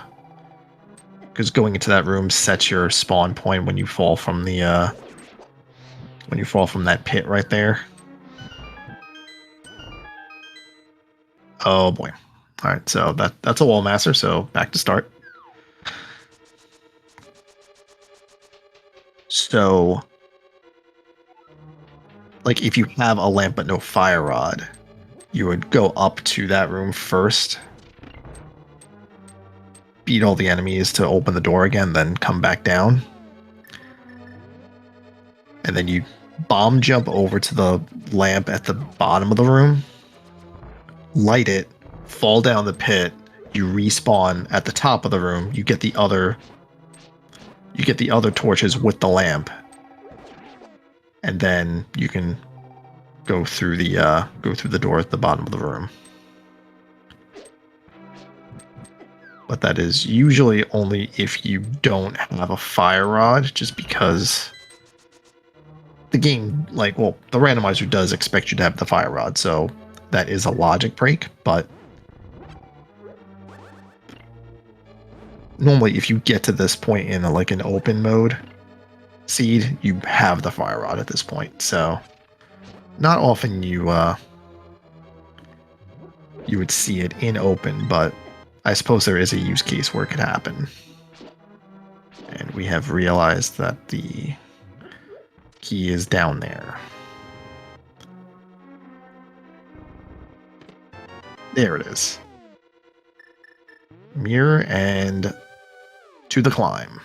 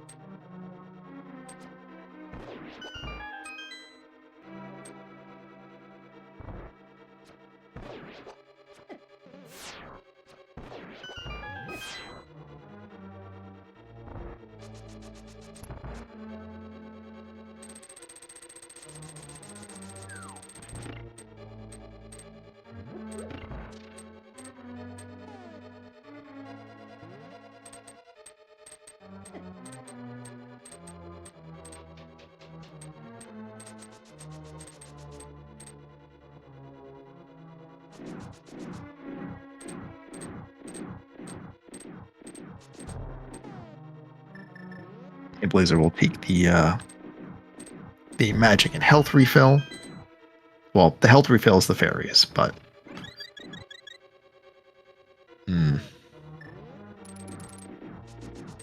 elected not to take the magic refill though.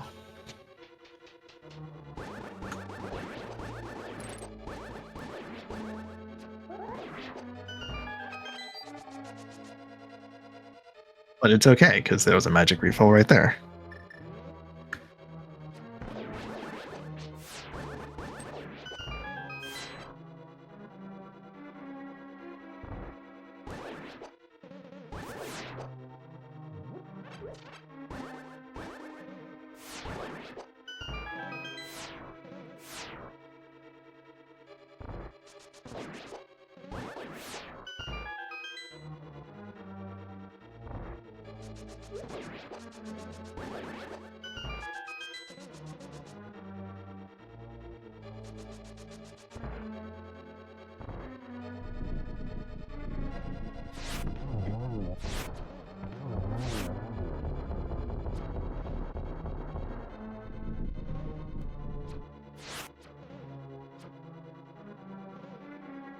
That's like the one bad thing I don't like about Silver Arrow is that you can only have one of it on the screen at a time. So if you miss that shot, it's just gotta wait until it hits something and then you can fire another shot.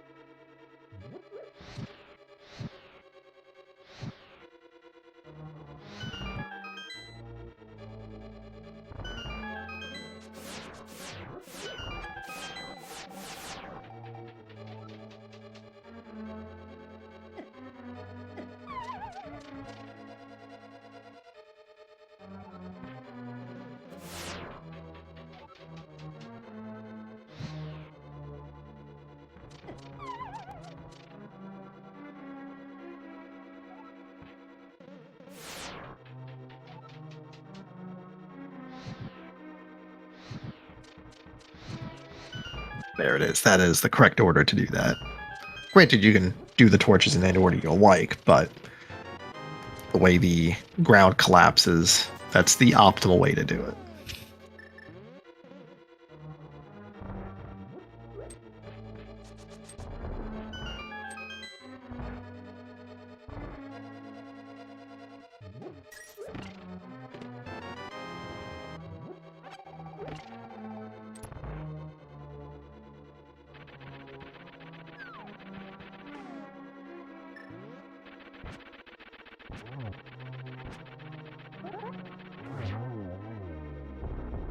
Gold Orb 2 is down. Easy peasy.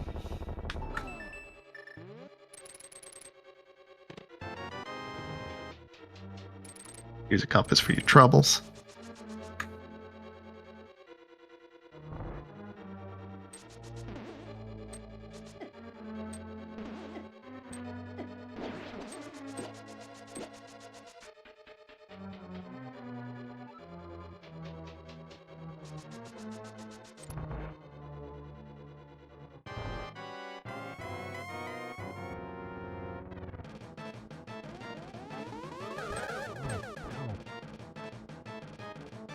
It might have been a triple.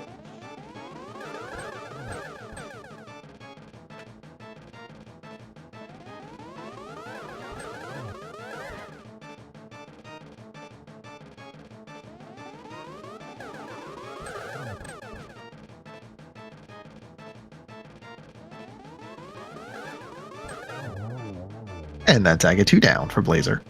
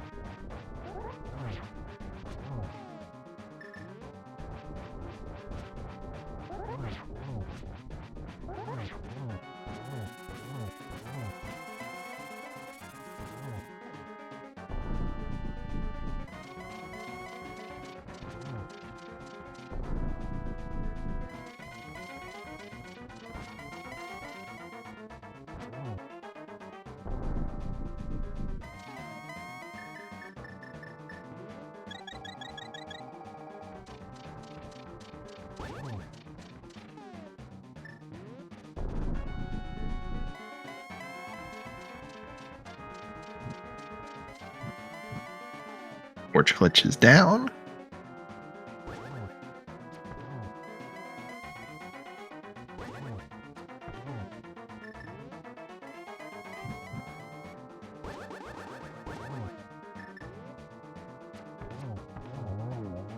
And that's a double to finish things off. That is one final boss down for Blazer and one final boss left to go. Coming up next is Mother Brain.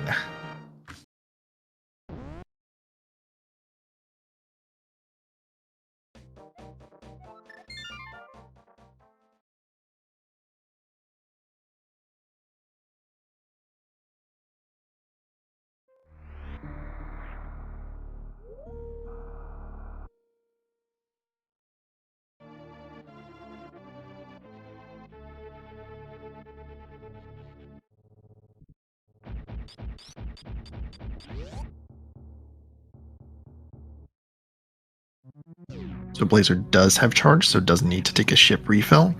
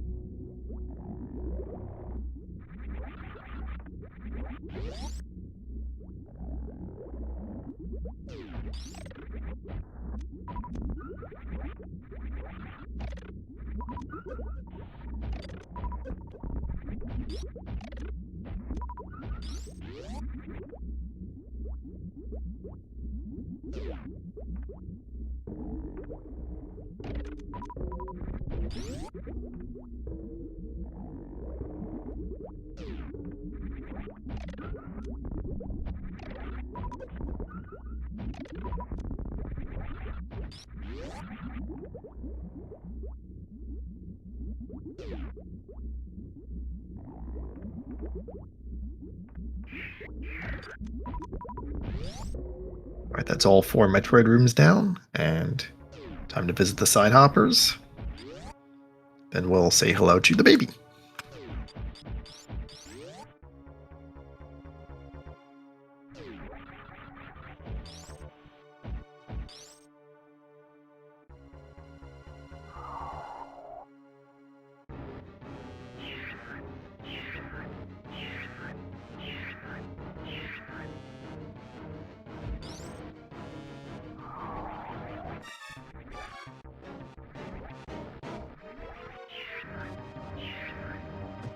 Got a few loops down on that attempted baby skip. That is not bad. Again, baby skip, not easy.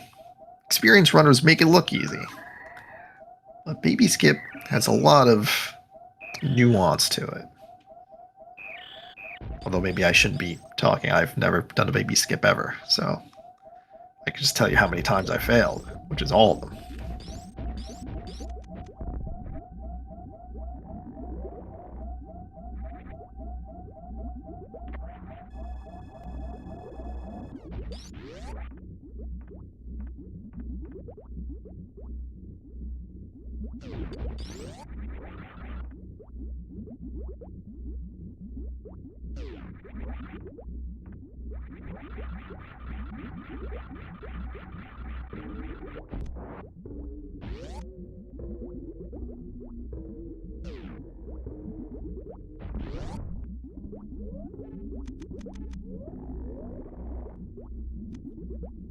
So Blazer's going to take off Screw Attack in preparation for an Ice Zeb skip. Because Screw Attack removes your iframes, and your iframes are somewhat needed for the Ice Zeb skip to work properly. So if you don't have those iframes, you cannot actually clip through the Zebtite.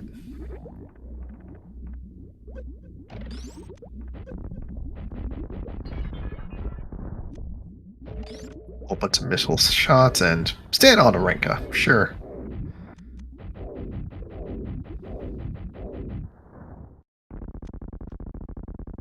Alright, phase 1 is down, and phase 2 coming up.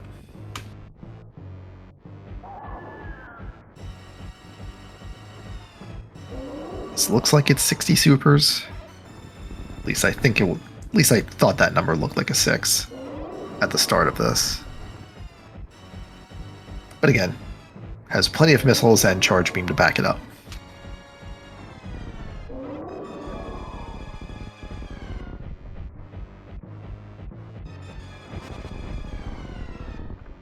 Oh, yeah, that had to have been 50 because the catch-up phase started right when that was at 2, but looks like it's good now.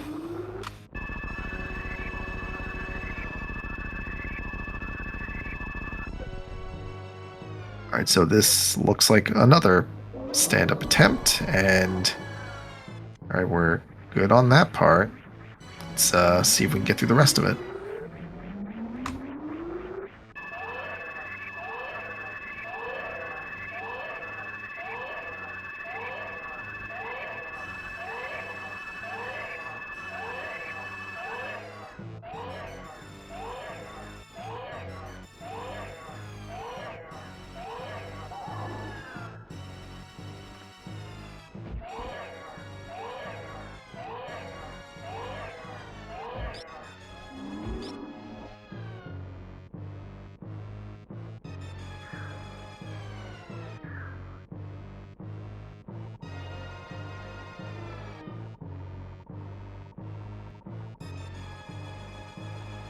Uh-oh. Alright, so at this point, Mother Brain can knock... Yep. Alright. We're back up. So you can do the thing again if you'd like.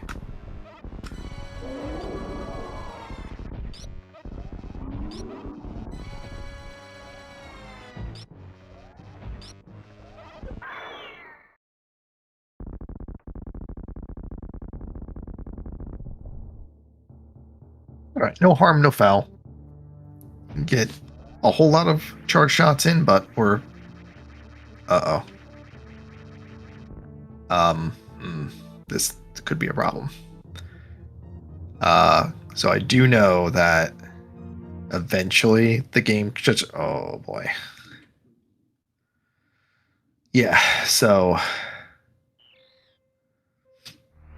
Yeah, so if... There are lots of very special ways that stand-up glitch can go wrong. And one of those ways, as one of our trackers, Diamethus, has mentioned in chat, is that if you are holding charge onto a critical frame, then the game will just start going super slow, advancing just frame by frame.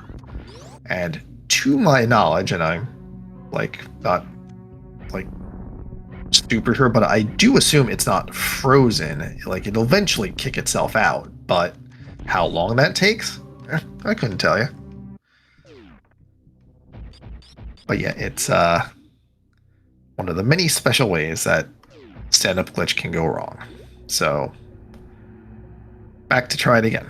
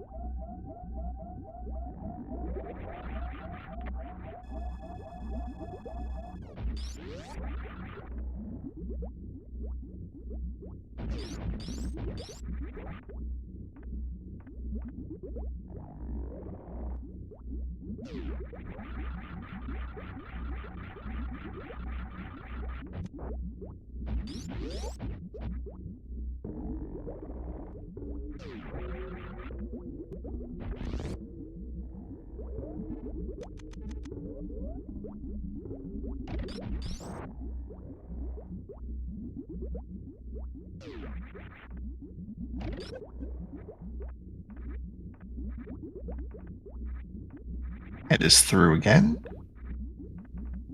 Let's attempt the Mother Brain fight one more time.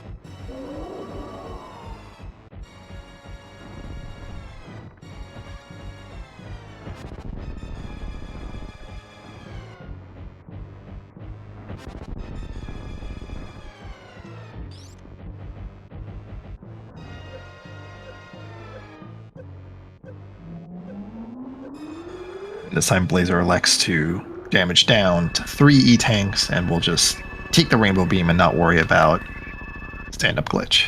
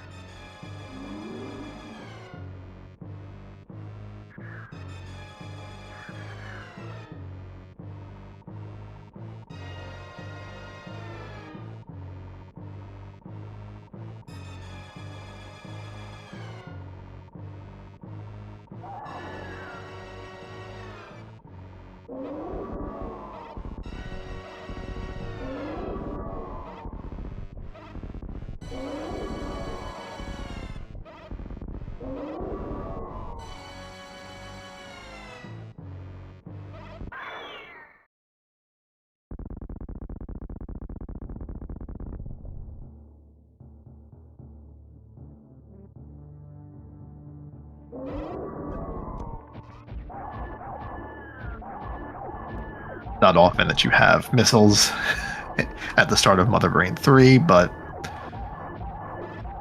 a quick select and we're on Hyper Beam, and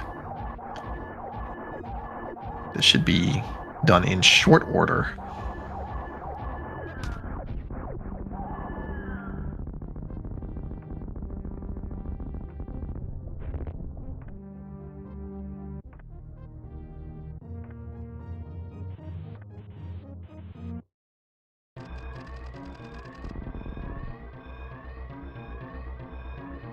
And let's escape.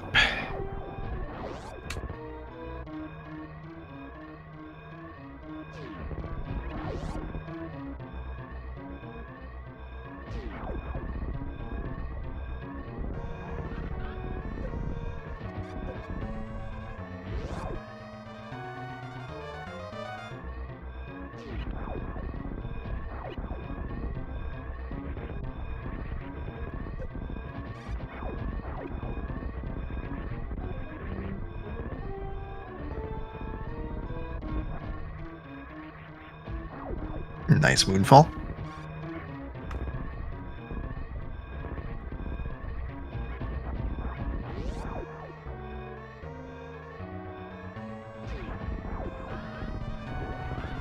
And nice spark up.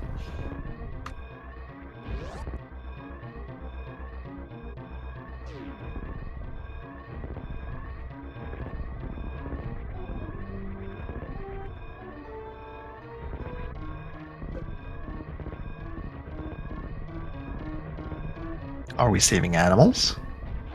Looks like we're saving animals.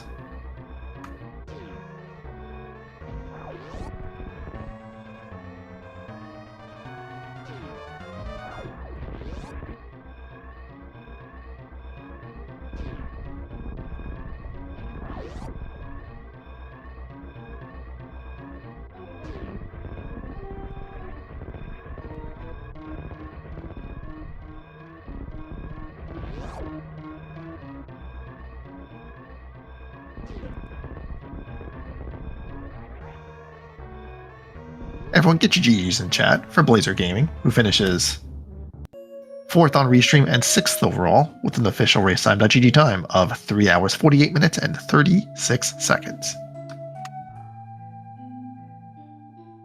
Let's see if we can get some words. Otherwise we'll be closing this out.